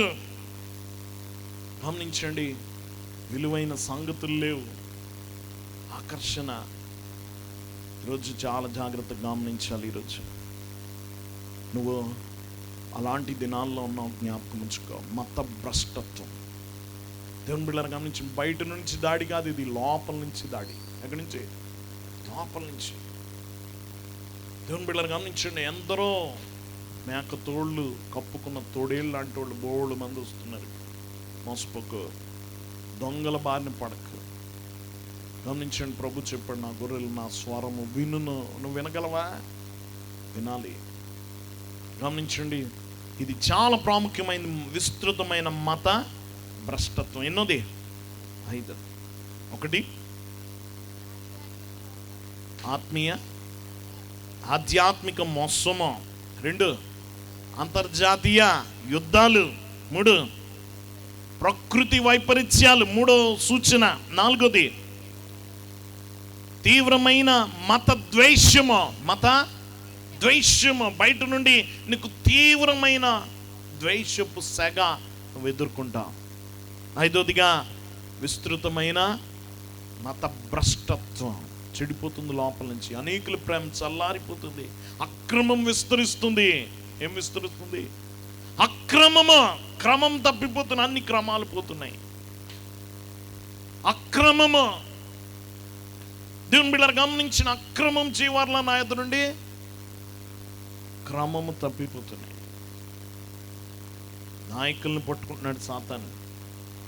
పెద్ద పెద్ద నాయకులు వాళ్ళు పట్టుకుంటే పాటలు చెడిపోతే సంఘాలు పోతాయి. గమనించండి, ఎంత భయంకరమైన పరిస్థితులు. మత భ్రష్టత్వం. చివరిగా 13-14 వచనాలు చదువు. అంతము వరకు సహించువాడెవడో వాడే రక్షింపబడును. మరియు ఈ రాజ్య సువార్త సకల జనములకు సాక్షార్థమై లోకమందంతటను ప్రకటింపబడును. అటు తర్వాత అంతము వచ్చును. 6ది, ఇప్పటివరకు అన్నీ చేదుగానే ఉన్నాయి కదా, మంచిగా ఏది లేదు, అనుకూలంగా లేవు, సానుకూలంగా ఏం లేవు. ఏ గుర్తు కూడా. ఈ ఒక్కటి మాత్రం అనుకూలంగా ఉంది. సువార్త ప్రపంచమంతటా ప్రకటింపబడుతుంది. సువార్త ప్రపంచమంతటా వెళ్ళిపోతుంది. అన్నీ విరోధంగానే ఉన్నాయి, ఒక్కటే అనుకూలంగా ఉంది. ఏది? ఈ రాజ్య సువార్త ఏం చేయబడుతుందట? సకల జనములకు. ఎవరికి? సకల జనములకు సాక్షార్థమై లోకమందంతటా ప్రకటింపబడును. లోకమందంతటా ఈరోజు చక్కగా వెళ్ళిపోతుంది సువార్త. టీవీల ద్వారా, ఫోన్ల ద్వారా వెళ్తుందా లేదా? మనం వెళ్ళి చెప్పలేము, ఆ ఇళ్ళలోకి వెళ్ళిపోతుంది. నాకు ఓ స్నేహితుడు ఉన్నాడు, బాగా అన్యుడు అనమాట. ఆ మధ్య ఒక ఆయన చనిపోయాడు, ప్రవీణ్ గారు. ఆయన చనిపోయిన తర్వాత ఒక 4 రోజులుగా అబ్బాయి ఫోన్ చేసి, ఈ ఎవరో మీ వాళ్ళు ఎవరో చనిపోయాడు కదా ప్రవీణ్, ఆయన చనిపోయినప్పటి నుంచి ఆయన వీడియోలు అన్నీ చూస్తున్నాను. కరెక్టే కదా, ఆయన చెప్పిన అన్నీ కరెక్టేరా, భలే ఉంది అసలే, ఎంతవరకు నేను వినలేదు అన్నాడు. ఎప్పుడైనాడు? చనిపోయిందా? నిజంగా ఆయనది ఎక్కువ చనిపోయిన తర్వాతే విన్నారు. గమనించండి, సువార్త ఈ ఫోన్ లేకపోతే వెళ్తుంది వాళ్ళ దగ్గరికి. గమనించండి, ఈరోజు ఎంతమంది చూస్తున్నారు దేవుని సువార్త వెళుతుంది. గమనించండి, ఎందరో విశ్వాసులు అవుతున్నారు, ఎందరో దేవుని నమ్ముకుంటున్నారు, ఎందరో. గమనించండి, ఇదిగో ఒకవైపు చాలా మంది విశ్వాసం నుండి తొలగిపోతుండే విచిత్రంగా చాలా మంది దేవుని వైపు మళ్ళుతున్నారు. గమనించండి, మన కాలంలో చాలా మన అయ్యగారి అనుభవాలకి చాలా దగ్గరగా ఉన్న ఒక భక్తుడు ఎవరంటే DGS దినకరన్ గారు. ఆయన కూడా దర్శనాలు, పరలోక దర్శనాలు అన్న పుస్తకం రాశాడు. ఆయన ఒక దర్శనం గురించి ఆయన చెప్తూ ఒకసారి ప్రభు దగ్గరికి వెళ్ళాడు. ఆయన ప్రభు ముందు నిలబడితే అంతవరకు దేవదూతలను చూశాడు, ప్రభువుని చూశాడంటే, కానీ ఒక పెద్ద దూత నిలబడిందట. అంత మహాదూతను ఎప్పుడు చూడలేదట. ప్రభుని అడిగి, ప్రభా ఎవరి దూత అంటే, ఆ దూత చేతిలో బోర ఉందట, కడబోర మ్రోగించే దూతట ఆవిడ. ఆ దూత ఏం మ్రోగిస్తుందట? కడబోర. ఆ బోర పట్టుకుని ఉందట, చాలా పెద్దగా ఉందట దేవదూత. ఆ దేవదూతను చూసి, ప్రభా ఎవరు ఇంతవరకు ఇలాంటి దూతను ఎప్పుడు చూడలేదంటే, ప్రభా అన్నట్టు, ఇదిగో రాబోయే దినాలు ప్రభు రాకడ నేను రాబోయే దినాలు చాలా దగ్గరగా ఉన్నాయి, నీకు స్పష్టమైన ఒక సూచన చెప్తాను, అది జరిగిన వెంటనే రాకడ వస్తుంది అన్నట్టు. ఏంటి ప్రభా అంటే, నీ దృష్టి గల్ఫ్ దేశాల మీద పెట్టు. దేని మీద? గల్ఫ్. గమనించండి, ఆ దేశాల మీద పెట్టు. అక్కడ ఉజ్జీవం అక్కడ రగులుతుంది, అక్కడ మారతారన్నట్టు. అక్కడ ఎప్పుడైతే సువార్త పెరుగుతుందో, ప్రభు నమ్ముకుంటారో, నేను వచ్చే సమయం అదే అని చెప్పారు. నిజంగా ఇప్పుడు మీరు చూసారో లేదో, ఎక్కువ మొన్న దుబాయ్ ప్రిన్స్ ఆయన నమ్ముకున్నాడు. సిరియా హతసాక్షులు క్రైస్తవ దేశాల్లో లేరు. ఎక్కడ ఐసిస్ అనే ఉగ్రవాద సంస్థ పట్టణం వెళ్ళి క్రైస్తవులను చంపుతూ వచ్చింది. క్రైస్తవులు ఎంతమంది క్రైస్తవులు ఉన్నారని అప్పుడే తెలిసింది. ఎందరో క్రైస్తవులు గమనించిన అరబ్ దేశాల్లో చాలా మంది మారిపోతున్నారు ప్రభుని. ఈ మధ్య మసీదులు ఖాళీ అయిపోతున్నాడు, సంఘాలు గమనించండి, క్రైస్తవ చర్చిలు ఎక్కువైపోతున్నాయి. సువార్త ప్రకటింపబడుతుంది, నలు దిశలకు వెళ్ళిపోతుంది. దేవుని బిడ్డలు గమనించండి, అన్ని జాతులకు వెళ్ళిపోతుంది. వాక్యం వింటి ప్రపంచంలో దాదాపు 12,000 జాతులు ఉన్నాయని ఒక అంచనా. ఎన్ని జాతులు? 12,000 జాతులు. ఇప్పటికీ దాదాపు 10,000 జాతులు పైనే సువార్త వెళ్ళిపోయిందని ఒక సర్వే ప్రకారం చూస్తున్నాం. దేవుని బిడ్డలు, కాబట్టి ప్రభు యొక్క రాకడ చాలా సమీపంగా ఉంది. చివరి దినాలకు వచ్చేటప్పటికి ఆయన సువార్త విస్తృతంగా ప్రకటింపబడుతుంది. అనేకులు ప్రభుని నమ్ముకుంటారు. ఇది చివరి సూచన. అటు తర్వాత అంతమొచ్చిన 6 సూచనలు గుర్తించుకోండి. ఎప్పుడు లోకాన్ని గుర్తుల్లో నుంచి చూడాలి. ఎందులో చూడాలా? కళ్ళజోడులో చూసినట్టు గుర్తుల్లోంచి చూడాలన్నమాట. ఏం జరుగుతుంది గమనించండి. ఆధ్యాత్మిక, మొదటిదేంటి? ఆధ్యాత్మిక మోసము. 2 అంతర్జాతీయ యుద్ధాలు. 3 ప్రకృతి వైపరీత్యాలు. 4 తీవ్రమైన మత ద్వేషం. 5 విస్తృతమైన మత భ్రష్టత్వం. 6 సువార్త ప్రపంచమంతా ప్రకటింపబడుట. ఈ 6 సూచనలు ప్రభు చెప్పాడు. అటు తర్వాత ఏమొస్తుంది అన్నాడు? అంతం వస్తుంది. నువ్వు గుర్తించుకో, నువ్వు మెలకు కలిగి ఉండాలి. ఏం కలిగి ఉండాలి? గమనించండి, 1 దశలోనికైకి రాసిన పత్రిక 5వ అధ్యాయంలో చెప్తాడు, ఆయన దొంగ వలె వచ్చుటకు మనం చీకటిలో ఉన్నవారము కామో, మనం వెలుగు సంబంధులమో పగటి సంబంధులమో అన్నాడు. మనం ఎవరమో గమనించండి. పగలు దొంగవాడు రాత్రి వస్తే గుర్తుపట్టం, పగలు వస్తే దొరకడా? ప్రభు రాక మనకు స్పష్టంగా తెలియాలి, ఆయన ఎంత దూరంలో ఉన్నాడో తెలియాలి. ఈ గుర్తులు ప్రవచనములు లెక్కేసుకొని కుణించుకొని ఆయన రాకడ ఎంత సమీపంగా ఉందో చూసుకొని నువ్వు సిద్ధపడాలి. ఏం చేయాలా? గమనించండి, ఇందాక చెప్పుకున్నాం, పెళ్లి జరుగుతుంది, మనకి నిశ్చితార్థం అయింది, ప్రధానమైంది, గదిలో ఉన్నాము. దానికి ముందు ఏం చేయాలన్నాడు? గొర్రెపిల్ల భార్య తన్ను తాను ఏం చేసుకోవాలి? మీరు తన్ను తాను సిద్ధపడాలి.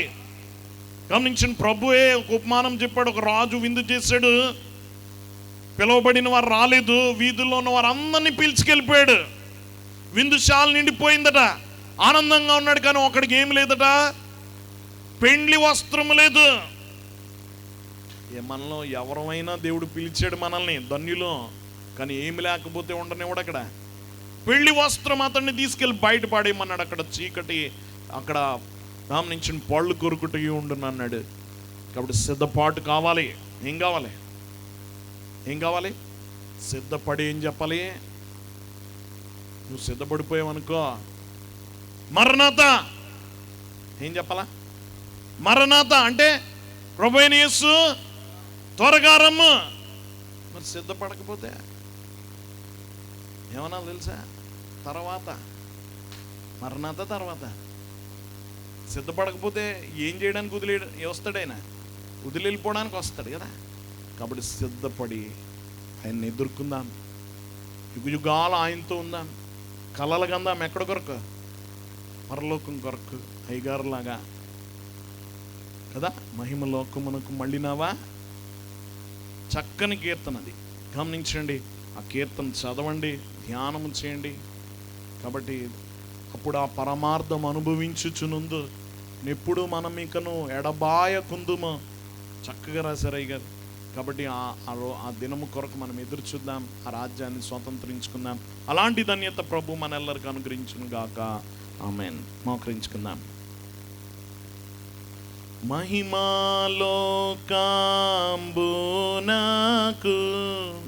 మళ్ళీనావా, మహిలోనన్ బేటి ప్రభు ఇహమందు పరవాసి నయ్యింటికెడముగా విహరించుచుందు నావితులెవరన శ్రమలే. మహిమాలోకంబునకు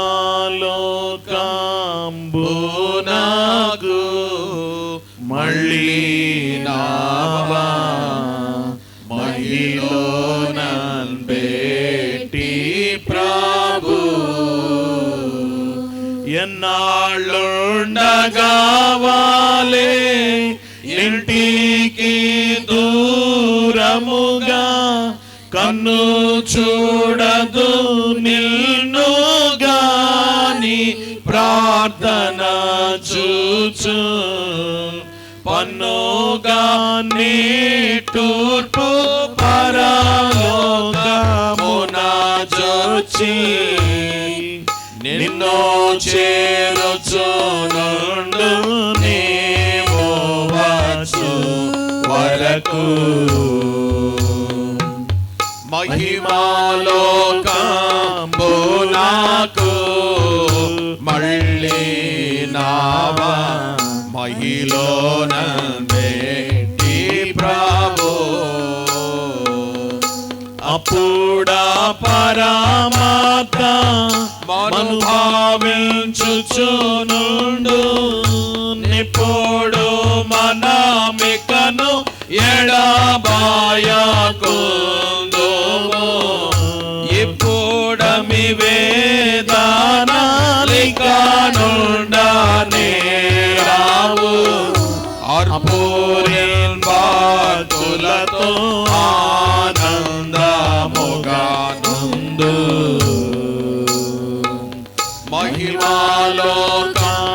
మహిమాలోకంబునకు మళ్ళీనావా, మహిలోనన్ బేటి ప్రభు. ప్రార్థించుకుందాం అందరం ఒక్కసారి ప్రభు వైపుకు తిరిగి ఒక్కసారి ప్రార్థన చేద్దామా. ఈ రాకడ సిద్ధపాటు దినాల్లో దొంగవాడు చేసిన ప్రార్థన ఒక్కసారి జ్ఞాపకం చేసుకో. ప్రభా, నీ రాజ్యం వచ్చినప్పుడు నన్ను జ్ఞాపకం చేసుకోవా అని అతడు చేసిన ప్రార్థన అతని గతి మార్చింది, స్థితి మార్చింది, అతని జీవితాన్ని మలుపు తిప్పింది. ఇంకొంతసేపులో అతడు నరకాగ్నిలో పడిపోయి అతన్ని ఒక్కసారి ప్రభు చేయి పట్టుకొని పరదైసుకు తీసుకుని వెళ్ళాడు. ప్రభా, ఒక్క ప్రార్థన, ఒక దొంగవాడు చేసిన ప్రార్థన అతని స్థితిని మార్చగలిగితే, ప్రభా నీ ఎదుటున్నాను నేను, నన్ను జ్ఞాపకం చేసుకోవా దేవా, నీ రాజ్యము నాకు దయచేవా. శిలువ మీద నా కొరకు ప్రాణం పెట్టి సంపాదించింది ప్రభా నిత్య జీవము పరలోకమే కదా దేవా. ఆ రాజ్యాన్ని నాకు దయచేయి, మనం ప్రతి ఒక్కరికి దయచేయి. మనలో ఏ ఒక్కరు విడవబడకూడదు, ఈ మహాశ్రమంలో పాల్గొనకూడదు. యుగ యుగాలు నీతో ఉండాలి, నీ సహవాసములో, నీ సముఖములో, నీ కౌగిట్లో, నీ ముఖ కాంతిలో ఉండాలి. నీ గొప్ప ప్రేమను అప్పుడు ఆ పరమార్థం అనుభవించుచునుందు నెప్పుడు మనం ఇకను ఎడబాయకుందుము. ప్రభా, నీతో ఇంకెన్నడు విడిపోకుండా యుగ యుగాలు నీ కౌగిట్లో నేను ఉండిపోవాలి ప్రభా. ప్రతి ఒక్కరం ప్రార్థించుకున్నాను, తీర్మానం చేసుకో ప్రభా. ఈరోజు నుంచి నా మొదటి అంశము పరలోకమే. మిగతావి ఇచ్చినా ఇవ్వకపోయినా నువ్వు ఏ గొప్ప బహుమానము, ఆ ఉన్నత పిలుపుకు కలుగు బహుమానము నాకు ఇవ్వడం మానకు ప్రభా. అది నేను పోగొట్టుకోకూడదు. ఇంకేది ఇవ్వకపోయినా నీ రాజ్యం మాత్రం నాకు ఖచ్చితంగా కావాలి. నిన్ను బట్టి, నన్ను బట్టి కాదు ప్రభా, నిన్ను బట్టి నీ కుమారుని పరిముఖముగా ఆధారము చేసుకుని అడుగుతున్నాను. అనుగ్రహించవా ప్రభా. ప్రార్థించి ఈరోజు ప్రతి ఒక్కరం ప్రార్థించుకో.